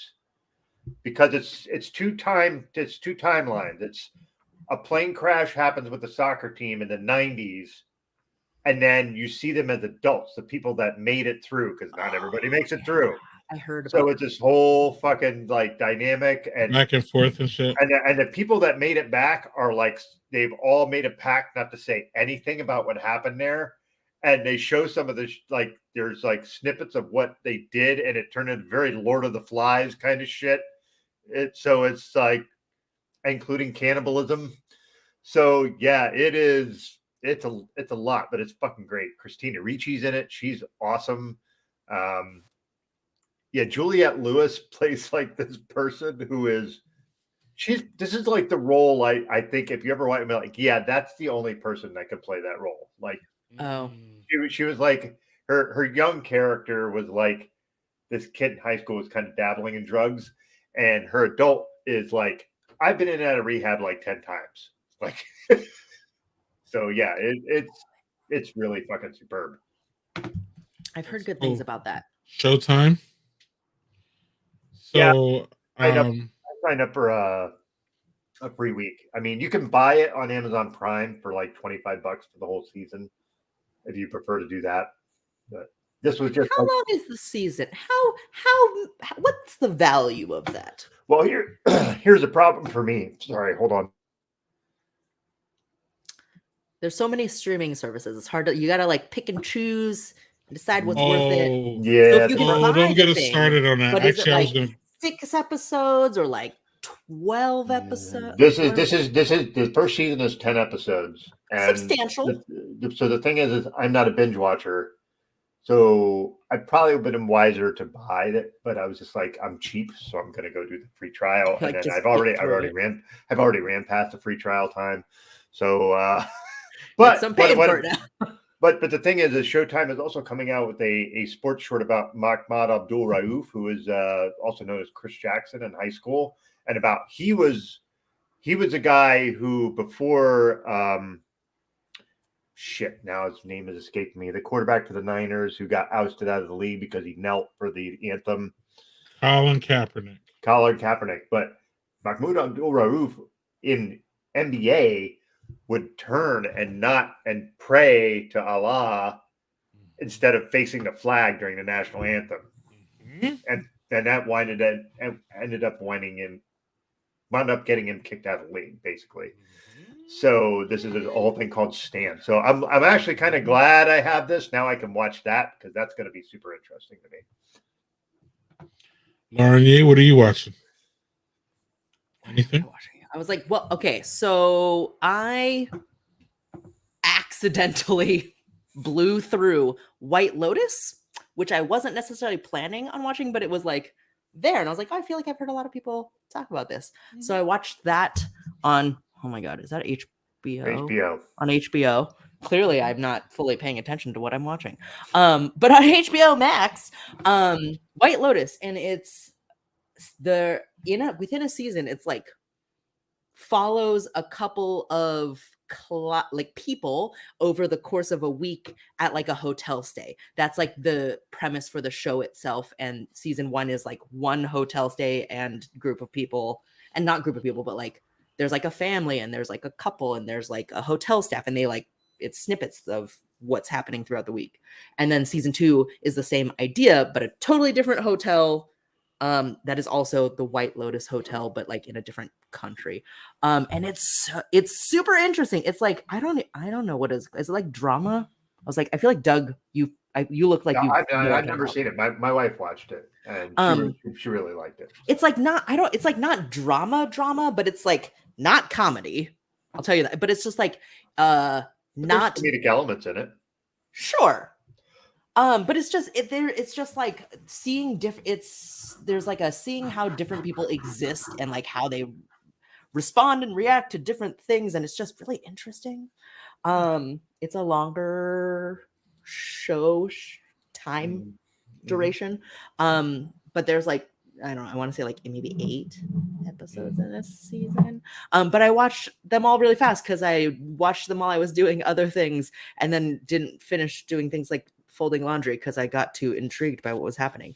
So it was interesting enough, clearly. And I liked it. Also, Jennifer Coolidge is in it. And her character's fascinating. I feel like she, as like a person and like the characters she tends to play are just like kind of quirky, interesting people. Which actually reminds me of, I was like, I don't know if we're prepared for this, but like past guest news. Can I say a thing? Yeah. Yeah. Past guest news. So my friend Whitney, costume design Whitney, her one of her many movies is coming out on Netflix really soon, this month actually, the end of February. I want to say it's February 24th. We Have a Ghost is coming out, and it made me think of this because Jennifer Coolidge, I believe, is in that also, along with a cool sounding cast. I do terribly with scary things, but I can even watch it because it's family friendly. Yes, it is. And it's supposed to be funny. So yeah. Yes, it's not super scary. We have a ghost, so okay, like ghost things, but it's like a more comedy than horror, if you will. But the trailer is out. I watched it. It looks great. I'm very excited. And it's especially because it's one that my friend did and I can actually watch. Because usually I'm like, nope, too scary. I love you. Sorry. But check out the trailer if you feel so inclined. And that's coming out later this month. I'm going to watch it. And it's on Netflix. There we Yep. go. Yeah, Tig Notaro's in it, which I didn't even know until I watched the trailer. Well, David Harbour from Stranger Things is in it. And, Anthony Mackie. Yeah, Mr. Marvel. That's your Marvel fix there, Lauren. Now that you're a Marvel expert after watching all the Marvel movies. Maybe that I use expert very loosely. I still have to. There's still some I have not. Many I have not seen. I like how Netflix doesn't remind me. I never saw that before. That's cool. Oh yeah, so that I think that if you do that, it'll when it's available, it's already in your list or whatever. Yeah, it's nice. I like it. Also, the idea that Netflix. A brief aside on that, because I said to Craig earlier when they started doing when we were going to do they were going to talk about eliminating password sharing, and like two of my kids use Netflix and they're not in my house all the time. So I was like, I fucking refuse to pay extra fees to fucking have them watch Netflix. So we told them, hey, we're going to end Netflix. And one kid bitched, and the other kid was like, I don't give a shit. And the one kid that bitched because they were watching New Girl. And I'm like, first of all, that show sucks. Secondly, don't be mad just because you don't like the person. But it was, but then I'm like, well, you can find it somewhere else. And Jill was like, well, maybe it's on Hulu. And they were like, yeah, but that has commercials. And I want to be like, oh, it has commercials. The thing you don't pay for that we do. Hey, suck that up, will you? Also, as a side note, I mean, okay, some commercials are trash, but I was like, I'm not mad at commercials. I'll watch commercials. Some of them are terrible. But also, I grew up when commercials were just how you existed with television. Yep. So maybe you're not the only one. Greg, how did you exist when commercials and waiting a week to watch a show was a thing? No, because you hate that shit now. Such a hard life it was, Doug. You just suffered through it before, and then you were like, this is so much better. Well, I didn't know what I didn't have. You know what I'm saying? That's fair. But Stephanie agrees. And, yeah, but they did come out. They did come out and say today that was released in error. Okay, because I was gonna say that's supposed to be happening this month or next month. Yeah, or something, but they said that was released in error. That's not what we're doing. I'm like, why there was enough backlash? Yeah, that's what it was. It was the backlash. It wasn't that they weren't going to do it. They were going to do it, and then they were like, "Oh, we're going to lose a lot of people." I'm like, yeah, you are. So.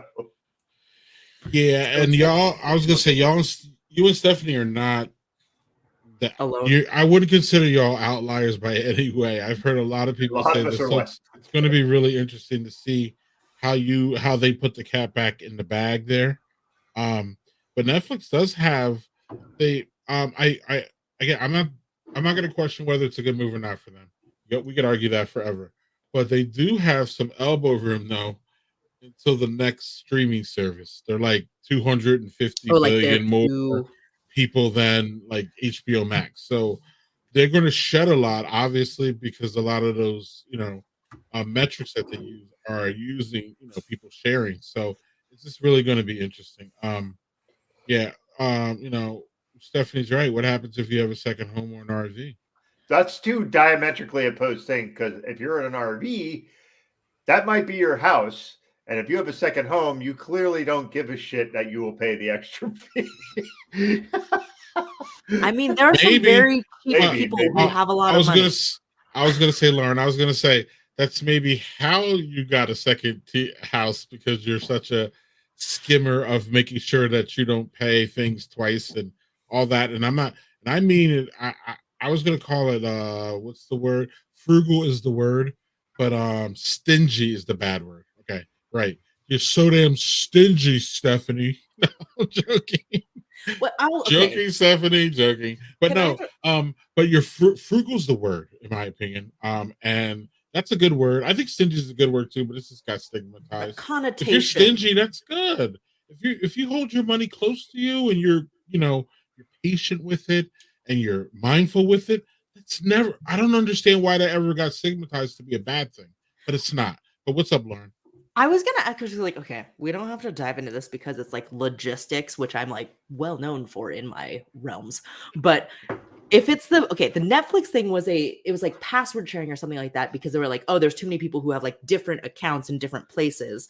But like Stephanie was saying, like if it's like if you have like an RV or something, but I was like, even if it was like your home versus your phone, and if you're traveling, like was it a password thing or is like IP addresses or like you know how there's like a I'm watching or so and so else is watching, like I don't even know how they can keep track of I that. do. Oh, I IT do. man. I do. Tell me give All me right. the So brief like, version. You pretty much said it. But go on, Doug. I'm you sorry. you did. You hit it pretty close to the head. So basically, when you're watching your stuff, it's as Stephanie said, it's IP addresses. What they do is they take the IP address from your router Well, and your that modem, seems and like your really modem, unfair. well, not actually from your modem, because your router is what everything comes into before it goes in your modem and goes out. Okay. So they take it. Your modem has an IP address, and you have to log in from home. So if you're watching from your phone or your laptop and you're in your house, It's fine. fine.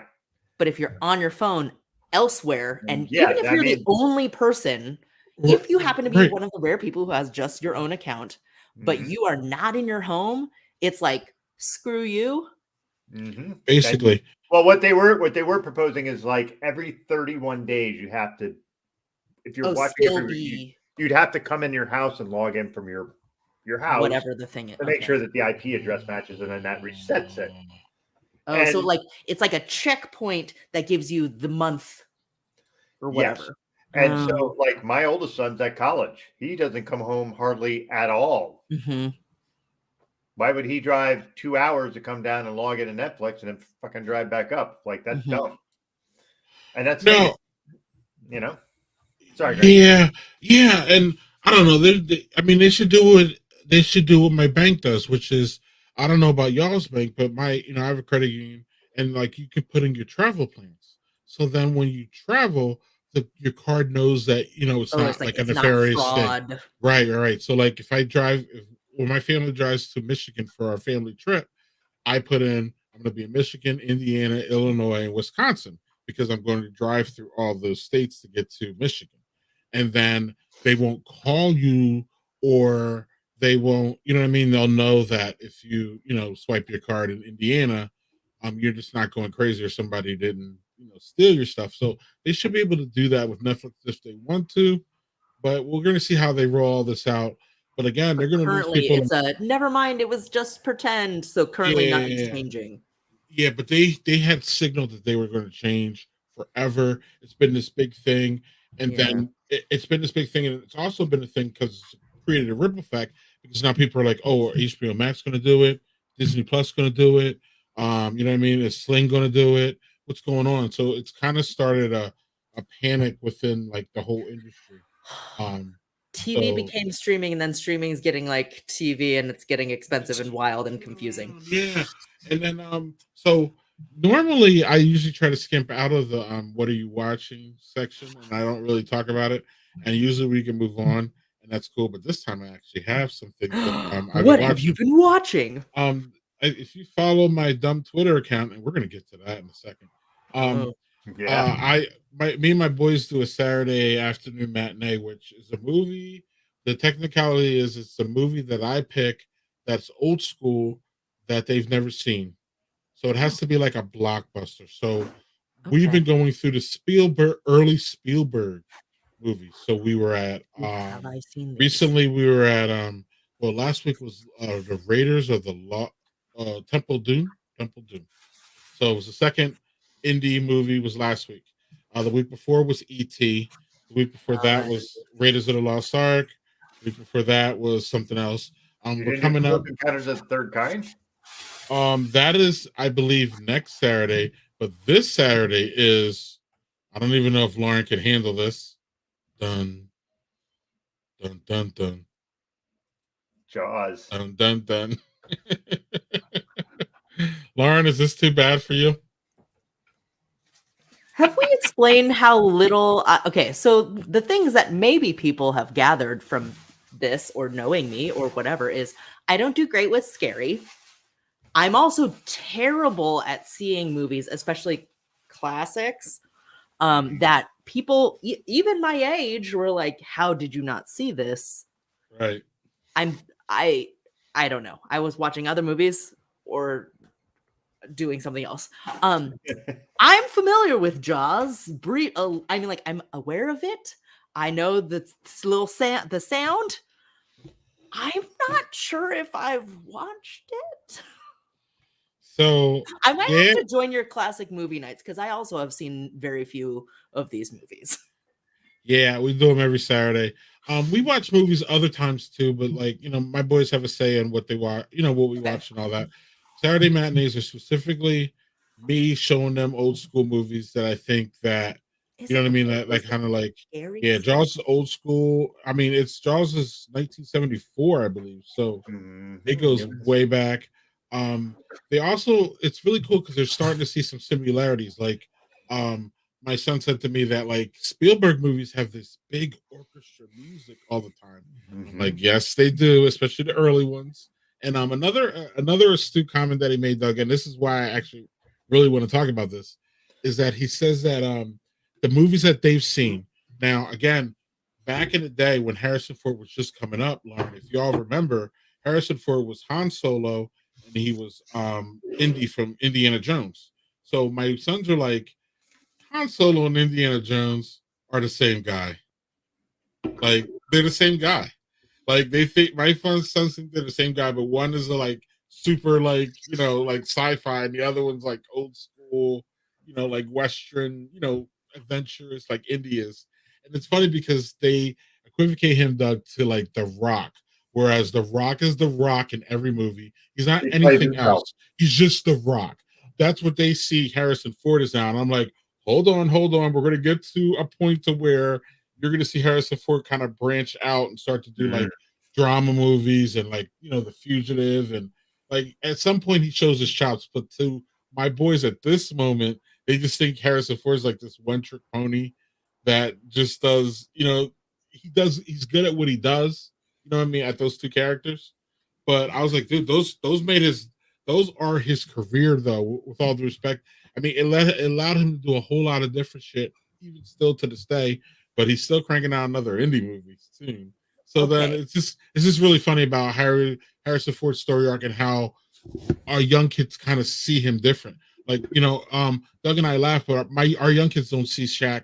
They don't know him as a basketball player. Hell, they don't even know Michael Strahan as a football player. So they only. Yes, very weird because all they do is simultaneous. Just like as like Shaq is a guy on TV. He's on commercials. He's a cool cat. He talks about basketball, and he does these crazy like commercials that we all love. Okay, he's the shit. Like, they're like, Shaq, he's the shit. He's the bomb. How do you not like Shaq? And I'm like, but do you even know who the man is? And they're like, yeah, he's on TV. And I'm like, oh wow. So like, I just. Yeah, he's a DJ. No, that's Idris Elba. yes. So also remember Shaq as a rapper. Remember he did that Kobe rant. Shaq anyway, Boo and the Boo Schnickens. Yes, I remember that. Lauren, you had a question in here. I wanted to let you get in. The train may have left the station. You might have lost it. Yeah. I was like, did I have a question? Maybe. Yes. It's a 14.5. That's what's giving you the. Yeah. So Jaws this week, and then I'm pretty sure Close Encounters of the Third Kind, which Doug I've never seen. That's a super good movie. That's one of my favorite Spielbergs. Oh, it's a Spielberg. Yeah. Is it? It's alien. It's aliens, and it's not really scary. Like old school scary. Campy scary. Not scary. No, just aliens. I just don't think it's scary. Okay. Is it like Nope scary, Doug? Because Nope's not scary. I'm sorry, it's just not. Maybe, yeah, but not really because there's less stakes. I don't know how to. There's more stakes, but there's less.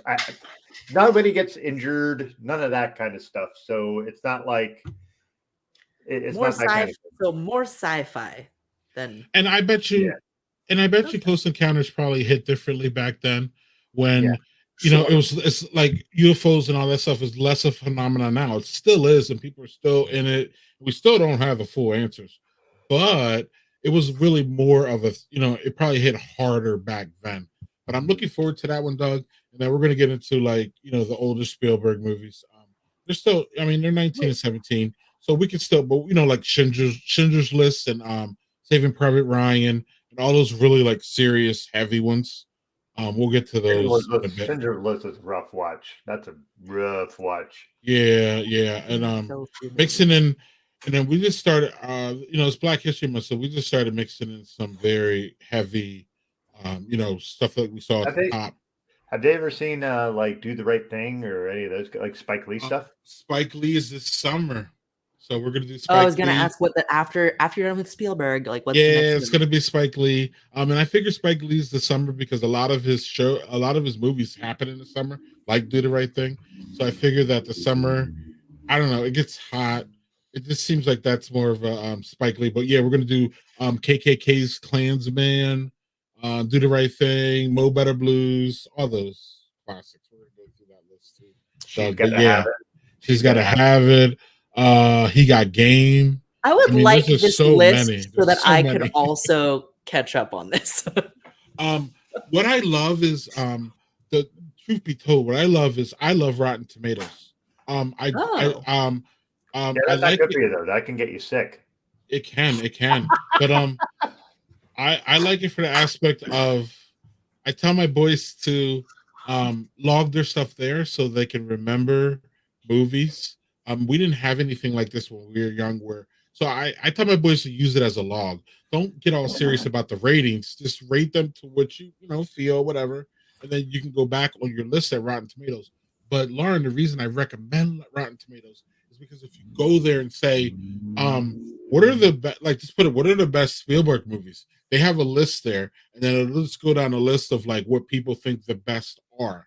And then you can go from that list. That's what I've been doing as far as Spielbergers, because then I go down a list. I'm like, oh, we got to see this. Oh, we got to see this. Oh, so if you I always just Google like, what are the best Spike Lee movies, and then there'll be a list, and somebody has a list. I don't necessarily have to agree with the list, but then it puts them all on one page, so then you can just see them, and then. Well, some of those lists are very lengthy. Some of them are intimidating. And the amount that I have or have not seen compared to other people, like Doug mentioned where I was doing the Marvel watch. Yeah. Now is it 2 years ago? Oh my god. Yeah. Whenever. I still haven't watched all of them, but I got educated a little bit. But then after I did that with a friend, they were like, "What are we watching next?" And then someone had found one of those like top 100 movies from whatever, and we went through it, and I was like, okay, I made it to double digits. Like I saw like 20 of the 100 listed, but I was like, there's too many. Somebody tell me the ones that I really need to watch. Well, I will tell you a funny thing about that is I was so there's a podcast that I listen to that's part of one of my favorite book series is the Dark Tower series by Stephen King, and there's this book podcast called Kingslingers where they basically would read a couple of chapters and then they would discuss it for a couple of hours on this podcast, and they went through all the Dark Tower series. A friend of mine, Aaron Softly, and he had never read the books. I'd been through the Dark Tower series like 4 times, so this is like my 5th read. And the premise of the podcast is like the one guy's read almost all of Stephen King's books, and the other guy's read almost none of them, and he had never read The Dark Tower. So it was like this cool thing where this guy is like kind of hosting, and he's getting the opinion of this guy who's never read them before. So they decided to do this thing where they were going to take a book from each decade of Stephen King's career, which he started writing in the fucking 60s, but he didn't get anything published till the 70s. So the first book they decided to do is The Shining. And I was like, oh, I haven't read that. That'll be cool to kind of go through that where I've actually not read. And then I realized I've never seen The Shining. I've never watched that movie. And that's something I, for some reason, had thought I had and never had. Because when they were talking about parts of the movie, and I was like, I don't remember that at all. And then I was like, you just remember the iconic clips that everyone is Ivan would know. Lauren, don't see that one. Yeah, not if you're not a fan of scary stuff. But what's funny is I said something and I was like, I don't all want to right. see that one. So as a person who's a horror fan, like that is like kind of a Very iconic. like how did I not see this? And I tagged Whitney and I said, please forgive me. And she was like, you have no idea how many things that I should have watched that I have yet to watch. Like she just watched Casablanca for the first time, which Casablanca is like a classic. And that is something, Whitney, I would have expected to have watched Probably 10 times. For sure. That she never had. So it just For sure. There's We can so much shit to consume. You can't be like, why? That's too much. Yeah, you're not going to see it all. And it's only like getting exponentially wider and bigger. right. And we can revoke her movie addicting card. Right. I mean, maybe she will still give you a run for your money in so many ways. Oh, she's not. It was definitely a joke. Not with that lady. Yeah, but I'm definitely not the one who gets to revoke that from anybody because I'm not. I have another suggestion for you, Greg, for your kids and you to watch, but not old school, but sort of old school Eddie Murphy stuff. Oh yeah. Me and Darius, the oldest one, you met him. We watched Beverly Hills Cop last week. And that was still fun. That's fun. It holds up. Right. I'm talking shit like Boomerang. 48 hours. Boomerang. 48 hours. Boomerang Coming to America, Trading Spaces, like that kind of shit. Like, because Eddie was doing great, and then he kind of went off the deep end for a bit, and then he kind of came back, started making kids movies and all that shit, and now he's Life. I didn't think was that great. Dolomite, I heard is great.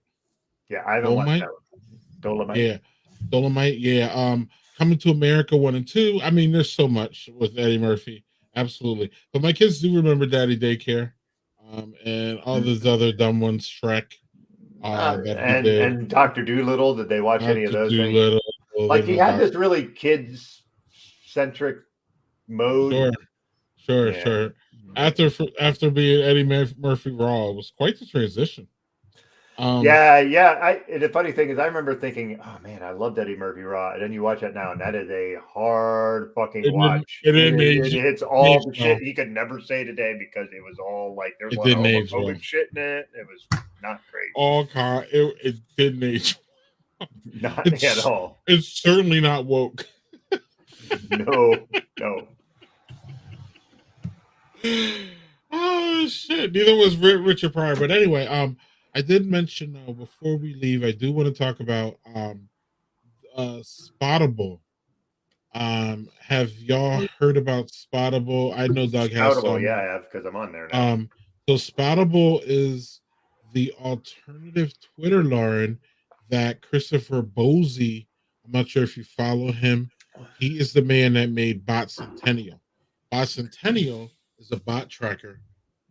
And what it does is it tracks all these different bots, and then it'll label you your account a bot if it feels that you do body things, like retweeting things and not responding, and you know what I mean, all the different signs that bots give off. So he is, as I said, he's a black man, and he started this new platform called Spottable as a direct competitor to Twitter. He doesn't want it run over by bots, and he wants you to have the ability to be able to block and to have privacy. One of his big things, Lauren, was that he helped what's the word I'm looking for? He helped capsulize and to tell the story about how Meghan Markle was getting bullied online by all these bots and by all these assholes on Twitter. And he was so instrumental in that they featured him in their new Netflix series, or Megan and what's his name? And like whatever their William, is it William? Harry. I'm sorry. William is the going to be the next one. Yeah, and he's going to be the next king, and Harry is never going to be king. Harry and Meghan, they did a Netflix thing or something, and Christopher Boozy was in it. Long story short, he opened up his thing like 2 days ago, and then on, I think, early next week, it'll be open to the public. So I'll let you know. But it looks like it really could be a Twitter alternative. So if y'all want to get off of Twitter and get away from Elon and this craziness, this may be the place for it. So whenever it opens, I'll let you know. I mean, because we went through the Mastodon thing and all that. I never went to Yeah. Mastodon. I never even signed up, but I signed up for this because I believe it's probably going to be the Twitter alternative. And even if it's not, I'm gonna spend more time over there eventually once it gets fully up. The first day was horrible. It was bad, but like now, the last time I was there, it was faster than Twitter, Doug. Mhm. That's a fact. Yep. So, and also it has built-in bot things. So when you go there, you sign up, your account gets a normal label, and if you act like a bot, Lauren, he's going to find you and Uh-oh. call you out. Or I think he's going to remove bots. So, like Elon Yeah, said, he was going to remove bots, and he never did. no, that's what So, his goal is. He has all this stuff in place. He's also going to, if you do offensive shit, like you say offensive shit, you're out. They fucking kick you Okay. off. So he's doing a lot of stuff where he and there's wants no to make, coming back. and, there's, No reviews. and so he has things in place to make sure if you say, oh, well, I'll create a dummy account, it doesn't allow you in. So he's doing stuff that makes it more of like sort of, and I'm going to use the term safe space. Like if you're there, you're not feeling like you're getting fucking harassed. And, you know, obviously Twitter does an extraordinarily poor job of that and always has. So this is something where I hope it really takes off. It's instead of a bird, it's a whale because it's spoutable. And Okay. so it looks like Twitter, just with different Mm-hmm. terminology. I want to see it take off because I would ideally like to get the fuck off of Twitter because that's just a cesspool. But yeah. Cool. Yeah, It's the first that I've heard of it this week. So I'm intrigued to find out about it. Yeah, well, I'm about to show you. Let's see here. Yeah, I'm actually looking at it as well. So this is how the interface looks. Looks like Twitter, doesn't it? But like instead of you have a But timeline not. profile and you have notifications, making waves is like the trends. Okay, that's If cute. you want to do a new spout is a new post. Okay, yeah. So it's the same. Where it's like it's a tweet, but it's a spout. Yeah, and then like if you want to retweet something, in this case, it's an echo. That's what it's called. Like you see that. Okay. You see Oh, so look there. at this. Look at me. I put that on there for us. It's on there.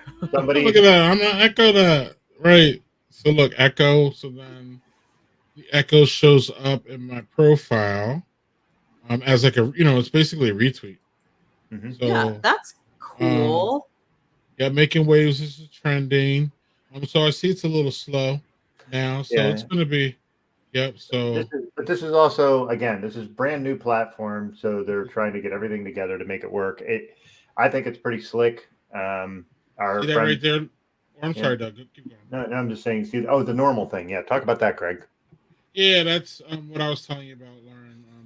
That's the bot that is the ingrained bot tracker thing. So like if you want to show up and follow somebody, and you're like, oh, you're a bot, I'm not following you, or oh, a bot followed me. And I bet you there's going to be plans in place to like report bots and report people and stuff like that. So I don't know. It's promising for sure, and I hope that it all goes through. Yeah, there's Christopher Bosey right there. I would suggest y'all follow him on Twitter too, if y'all haven't already. This guy right here, really smart motherfucker, actually. And I just have a whole lot of hope for that. I think a lot of people do. So, yeah, I went to Mastodon, but I haven't. Yeah. But see, the problem with Mastodon, it wasn't intuitive like this one is, you know what I mean? Like sometimes you got to feel that warmth, Lauren. And sometimes if you go there and it's like you're not, it's combobulated or the format's different, then it's kind of a turnoff. So, and you had to find it they didn't have like you log in and you're there. It was like you had to go connect to a server that was basically whoever logged in, and you had to log into their thing, which was like it was just kind of weird. And I never really did the Mastodon thing. There was like a Hive one, which wasn't bad, but this is like the most user-friendly one I've seen so far. So Okay. I remember everyone doing like the semi-mass exodus thing of like, where's everybody going? Where do I find all of my friends somewhere else? And I was like, okay, I guess like, do I need to download like 3 different apps to try to see? And I didn't fully commit, but this one looks recognizable, and I hadn't committed to Mastodon or Hive yet either. But it's hard.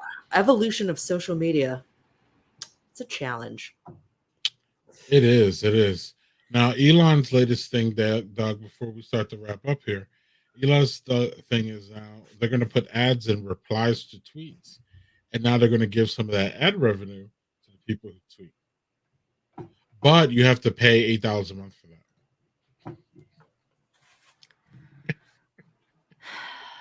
And this is the genius everybody is touting. Just what a genius he is.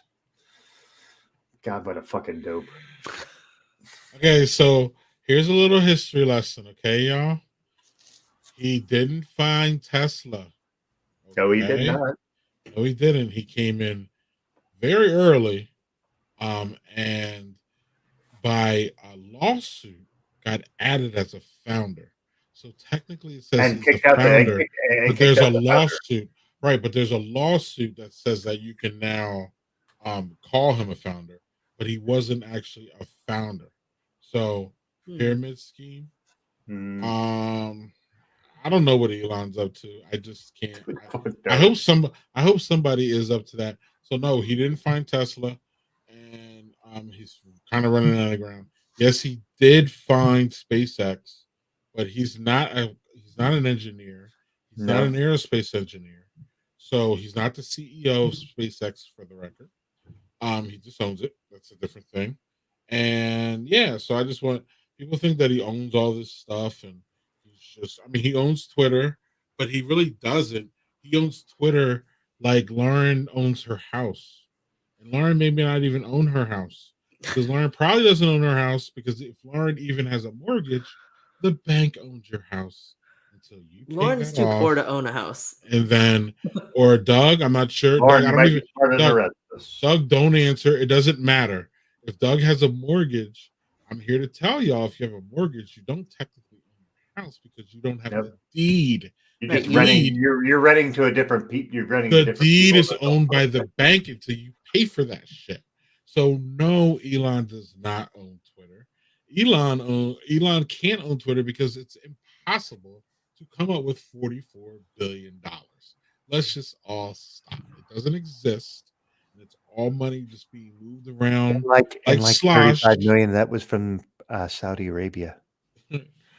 So Saudi Arabia owns Saudi Arabia to go now. Right. So they own Twitter. So anyway, I don't know why we're into all this, but I feel we have to sometimes we got to wrap this up because we're getting into the weeds of a lot of different things. Right. But sometimes it's fake news though, Doug.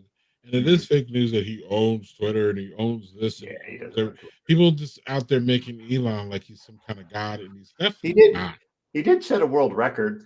He lost the most amount of money in a year of anybody else ever in human history. Congratulations, you've won. In the quickest amount of time, right? Is that what it was too? Yeah.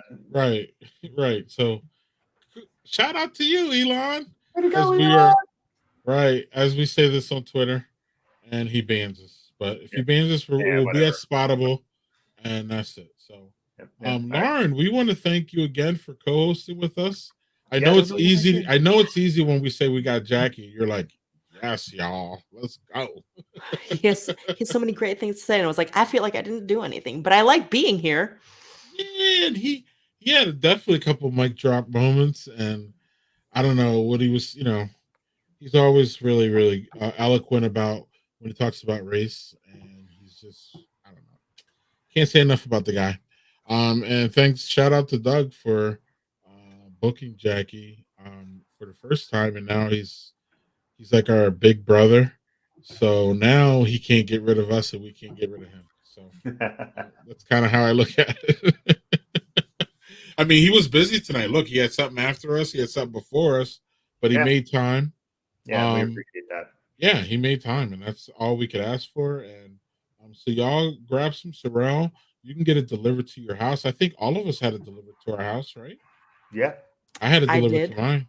Yeah. It is actually in my state now. It was back when we first had one. Like, it wasn't everywhere, but it's definitely been like launching in different states. So it might also be local to you now. Yes. And yeah, and just like everything, it's gone up in price, but everything has. So it's not like, our man's over there gouging us. But it's still, I think, like $35 a bottle, which is at this point reasonable.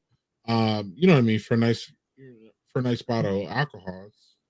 That's pretty. I mean, I paid double the price for a damn nice bottle of tequila, Doug. You know that. Yeah. So like 35 is kind of cheap. Scotch. Yeah, right. 35 is a very cheap bottle of scotch for me. Absolutely. So it's it's a relatively cheap bottle of alcohol. I guess you're gonna you might get up to 45 paying the shipping and handling, but as Lauren could attest, that is worth it. It has we didn't really even get to talk about it, but it has you could drink it warm, you could drink it cold, you could drink it neat. Neat's the word, right? Right, Doug? I always forget this. Neat is room temperature, right? Or no? Neat is room temperature with no ice. Okay, right. So you can drink it neat. You can mix it. We've had it cold. We've had it warm on the stream. Lauren had it all different ways at one stream. Yeah. I don't think it made it on the stream. I also had it on top of ice cream. It was great. Had it on top of ice cream. I mean, I know Daniel Fisher. I don't know if he's still here, but I know that he had it warm once. He said. Well, so he warmed it up like cider. Yeah, he warmed it up tonight because it's fucking cold in New York. Okay, that's what he said too. Okay. I thought I saw something. So I mean, it is versatile, and it's versatile. Hard to go wrong. It is. We highly recommend it, and he doesn't sponsor us. We haven't gotten any free Sorel. Jackie, if you're out there still listening, if you're going to give out some free Sorel, if there's any like bottles that have like a little tinge and you can't sell it, I mean, you got. It was a short fill. Send that our way. Right. Mistakes. All right, y'all. So at this point, I guess we are at this point of our thingy here. We're at this point, and one of these days I'll get there, but I'm not going. I keep saying I'm going to get there, and I'm not. What the hell I'm doing over here, Lauren? What were you drinking, and how was it? I had dark mode only because 14.5. Yeah, pacing is something that's good for you sometimes. Mm-hmm. And this one was a very big but tasty one. Loved it. Thank you, Doug, for sharing. That was me. I had the one. It was the best one. It was the best one. It was the only one. You have the can near you? It's very solid. Yes. Let's get it in the right. Woo. Revolution Brew. That's your deep. Jealous. I didn't get that. I didn't get that one. Yummy. Jealous. Very tasty. I'm into it. It's very tasty, drinkable. I'd do it again, but it might be rough. Doug? All right. So, sorry, Lauren. That was my least favorite. That's okay. It was not something that I was expecting it to be. It was just, it was like coffee bitter, which was not what I was expecting out of a peanut butter stout. Mm-hmm. So, yeah, it's not that it was terrible. Just out of the three, this was my least favorite. I do appreciate you sending me because, hey, if I'd never get that, I can't get that here. So thank you for sending it to me. Yeah. The second one was from Great Notion. It was their Unbalanced Breakfast, which was a tart ale with coffee, maple syrup, and blueberries, which that was wild. It was all right. Very tart. But my favorite was the Rewind Lager. Just a straight up good lager. Just super drinkable, 4%. Yes. Drink that shit all day. Yes. How about you, Greg? 2 IPAs. This one was This one was gingery. Look at that though. Look at the can art. That's fun. Fun. What was that one called again? Always. Anyways shake. Anyways shake. Okay. Anyways shake. I like it. Look at that, yes. And then this one is hibiscus. Oh. Yeah, milkshake IPA from Greens and Looks like Taps. Game of Thrones on the label there. I know it's Grains. Look at, yeah, it could be a little shady. Yeah, a little bit on the IP. yeah, a little bit. Not too horrible compared to some of the shit we've seen That's lately. true. That's true. So, well, we want to thank y'all for joining us. We want to thank Jackie, of course. We want to thank Stephanie and JHG. I saw who else we see today? We saw Daniel earlier. Thanks for hanging and We had Angie chimed in a few yes, times. Angie was here, and We so we hope want to thank we'll get- all of y'all for being Yeah. loyal. I'm sorry, Doug, going. I was going to say, hopefully we get Angie on here soon because, yeah, that would be great. Angie's in the process of booking, so she's busy on Fridays, but she's gonna jump in. It is always good to see Lauren. Yes, it is. I've missed y'all. I was like, I feel like I didn't add a lot this time, but it's been a week. It's been a weekend. I don't know. Sometimes you just gotta let the guests go, and we just let the guests go because he's always gotta let him cook sometimes. And you too, JHG, even though I didn't see you, but we talk almost daily, so it's nice to see. Aw. Yeah, Thank you for thank you for the well wishes, JHG. But I'm pretty good now. So I appreciate that. Yeah, that's good too. And Jill's in the clear, right?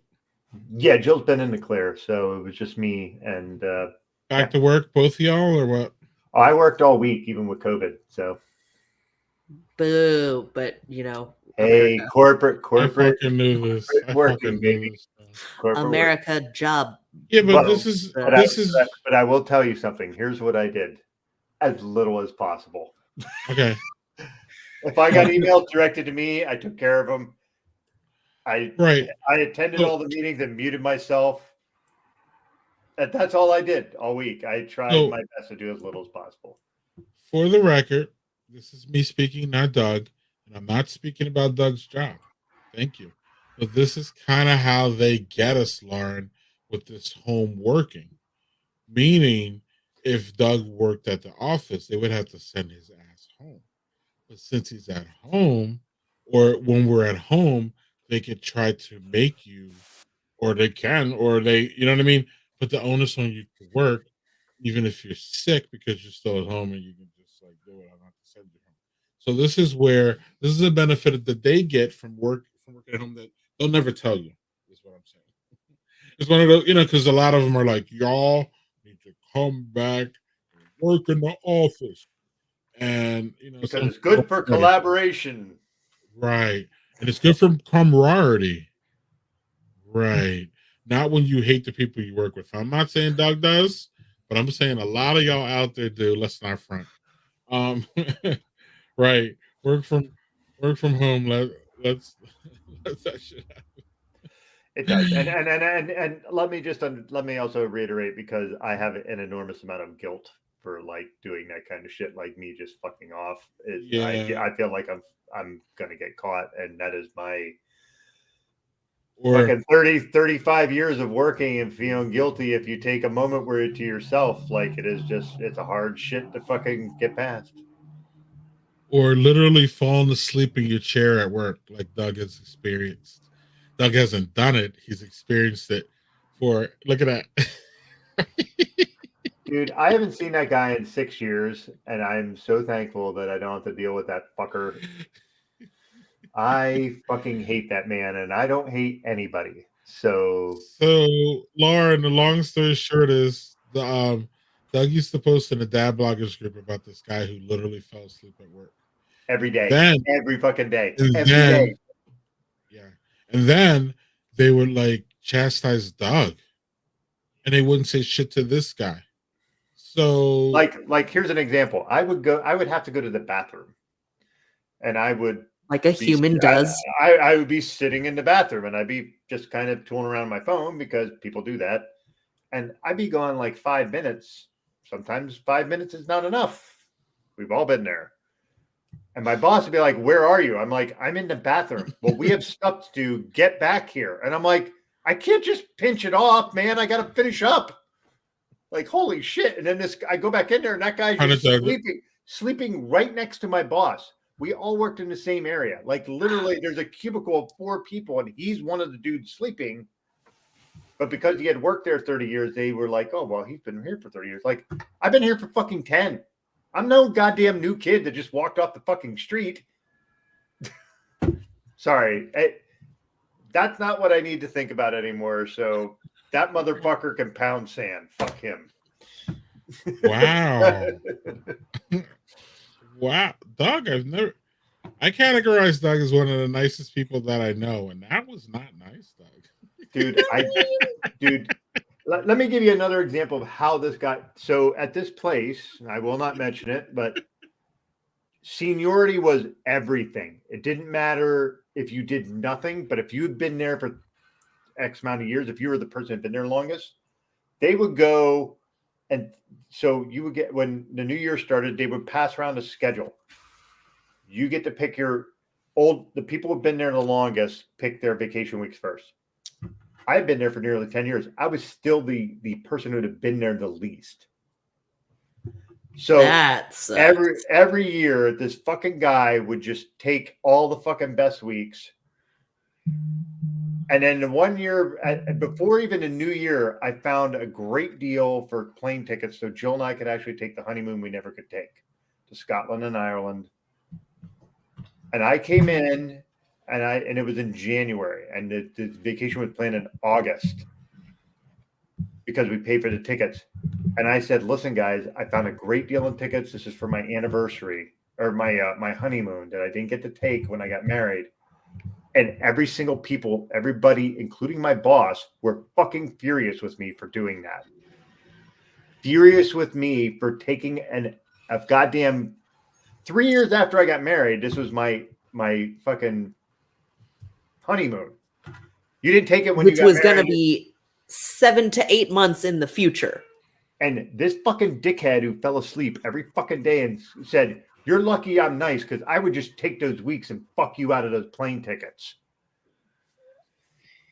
And I was like, "You're not a nice guy." Like, yeah, that was not a great place to work. I don't know how we got here. But right, I'm glad you're better off now. Maybe it sounds like. Oh, I am. The place I am now is fucking great. If I had said, "Listen, I'm not feeling great," and they would be like, "Fine, don't work, just get better," like they wouldn't care. I just have that stupid internal guilt while I'm home. You're like, I'm available. I'm mobile. I'm not where I can't leave my bed. I can get up. I was felt like I was hacking up lungs, but I could move. So I felt like I had to work. So, hooray, capitalism. Well, Lauren's like, I don't know how we got here, but I know how we're going to get out of it. Okay. Here we go. Okay. Please do. Oh no. I've seen this. Mm-hmm. I don't. It gets better. Lauren, just hold on. Sarah. What is happening? Trust the process. It's gonna be Trust the process? No. What is that? That's tomato sauce. Are you measuring it? Oh no, you need cheese. You need to cover the entire. Oh, the whole Are bag. you measuring that? Oh no, you need cheese. I love cheese. Is that a pound of cheese? What 2 pounds of cheese? 2 pounds. 2 pounds of cheese. You need a full cover there, so you can't see any of it. Yeah. And then we're gonna push it down. Smashing is a really important part of the And process. and sauces up to the surface. Mm.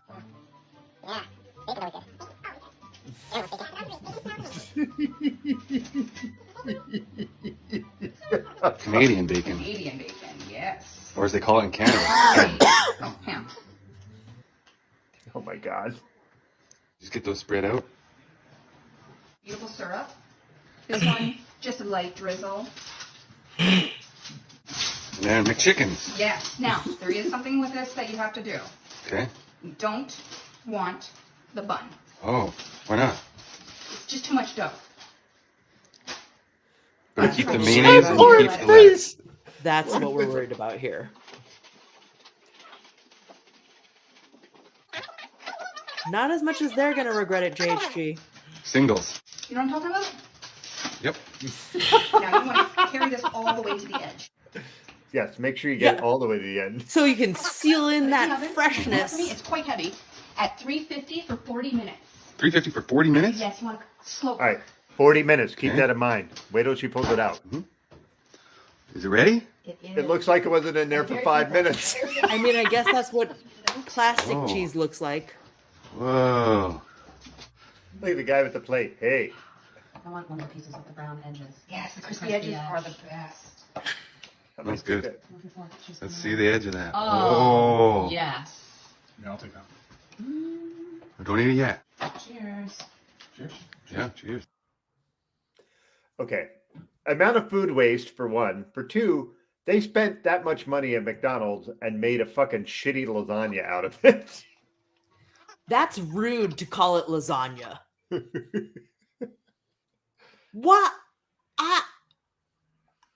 I feel like this is when kids are like, I like Oreos and orange juice. Let's put them together. And you're like, no, don't, just have them separately.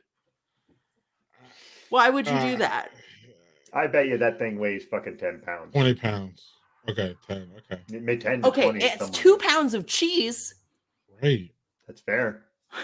plus, what was that, 8? Like Whoppers or something? Right. And then, just the chicken. and then JHG says only in the fucking America. Yes, JHG. But hold on though. It's not only in America, it's on fucking TikTok. In my opinion, I live in this world where TikTok inspires shit like this. It wouldn't, to me, it wouldn't fly on Twitter or Facebook. It's TikTok. Like TikTok gives you that sense of doing like bold, silly things because I got to get the algorithm. You know what I'm saying? Like it, to me, TikTok forces you, if you post there, to do crazy shit. That's all I got. So, and that's a good thing for that's great for content, Doug. I mean, having people do dumb shit, it's perfect. I'm not criticizing it. I'm just telling you what's going on. I'll give you an example. So, like dumb shit. How many videos on Instagram have I sent you, Lauren, from drunk people doing things? Oh, many. It's just a rash of drunk people doing idiotic stuff, and it's so fucking funny but bad.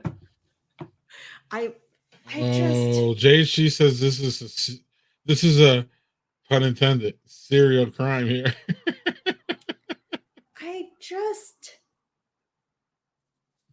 I can't. Okay, not I can't.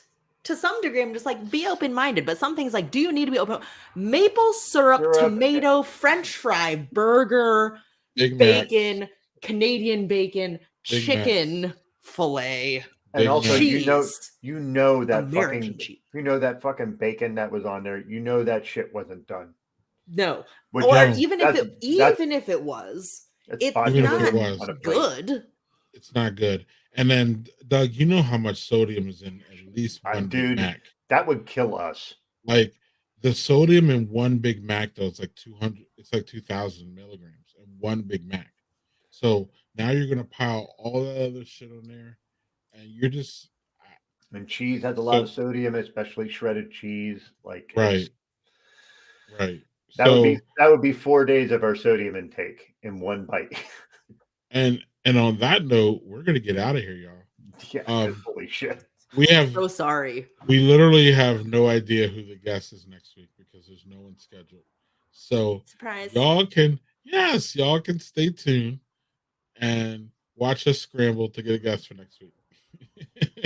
Which we will. It'll be fine. Chris for already gifted.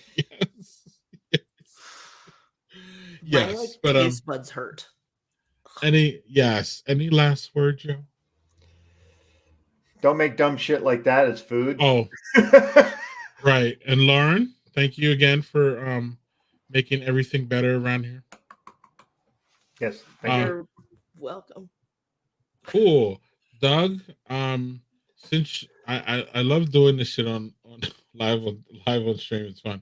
Since you didn't get me my promo for my cult bar for the thank you screen, you get to tell us about the cult bar right now.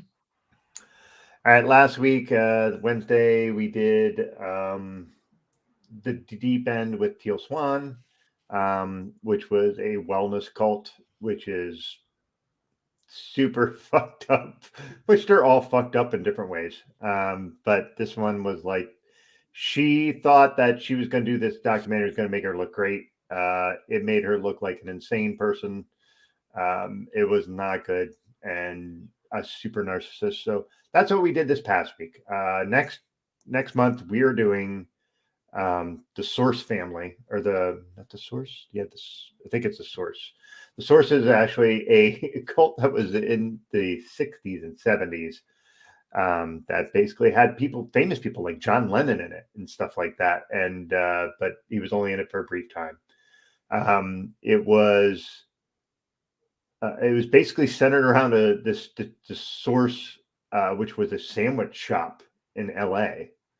And people came there, and that's where they met, and that's where they kind of got involved with the Source. And the Source family basically had like a compound and outside of LA in the hills that was like 100 people lived in this fucking building. And this guy who ran the cult was a person who in his earlier in his life had robbed banks and murdered a couple of people in quote unquote self-defense. It is wild. They end up going to Hawaii, and when they get there, the guy that ran the cult said, this isn't working. We're done. And the followers like, no, we're not. And he's like, okay, well, then I'm going to figure out a way to make it end. And he said, I'm going to do something weird like hang glide or something and end it, like end himself. And he wrecked his hang glider, but everybody that saw him wreck the hang glider said it really wasn't that bad. And then he died. So it is like this. I had never heard of it. My show partner, Renee, suggested it. And I was like, okay, this is right up our alley because it's really fucked up and weird. But yeah. So weird. So weird. Fascinating. So, Copart is the first Wednesday of every month, y'all. 8 p.m. Central, 9 p.m. Eastern. Us Central people come first. That's why I said that shit. Yeah, I don't ever promote it that way. So, of course, I always do. Anyway, and y'all can check Google Copart. You can find them on Twitter, also on YouTube. You can find all the soon on Spoutable. No, but I'll look into doing that. Though. That's a good one. Yeah. Once StreamYard allows it, we're going to be on Spoutable. Yep. Once they allow it, we're there. Y'all. Yeah, we're in there. And we're also there at the end of this. So thanks again, y'all. We'll see you soon. Joining. Yep. See you, folks.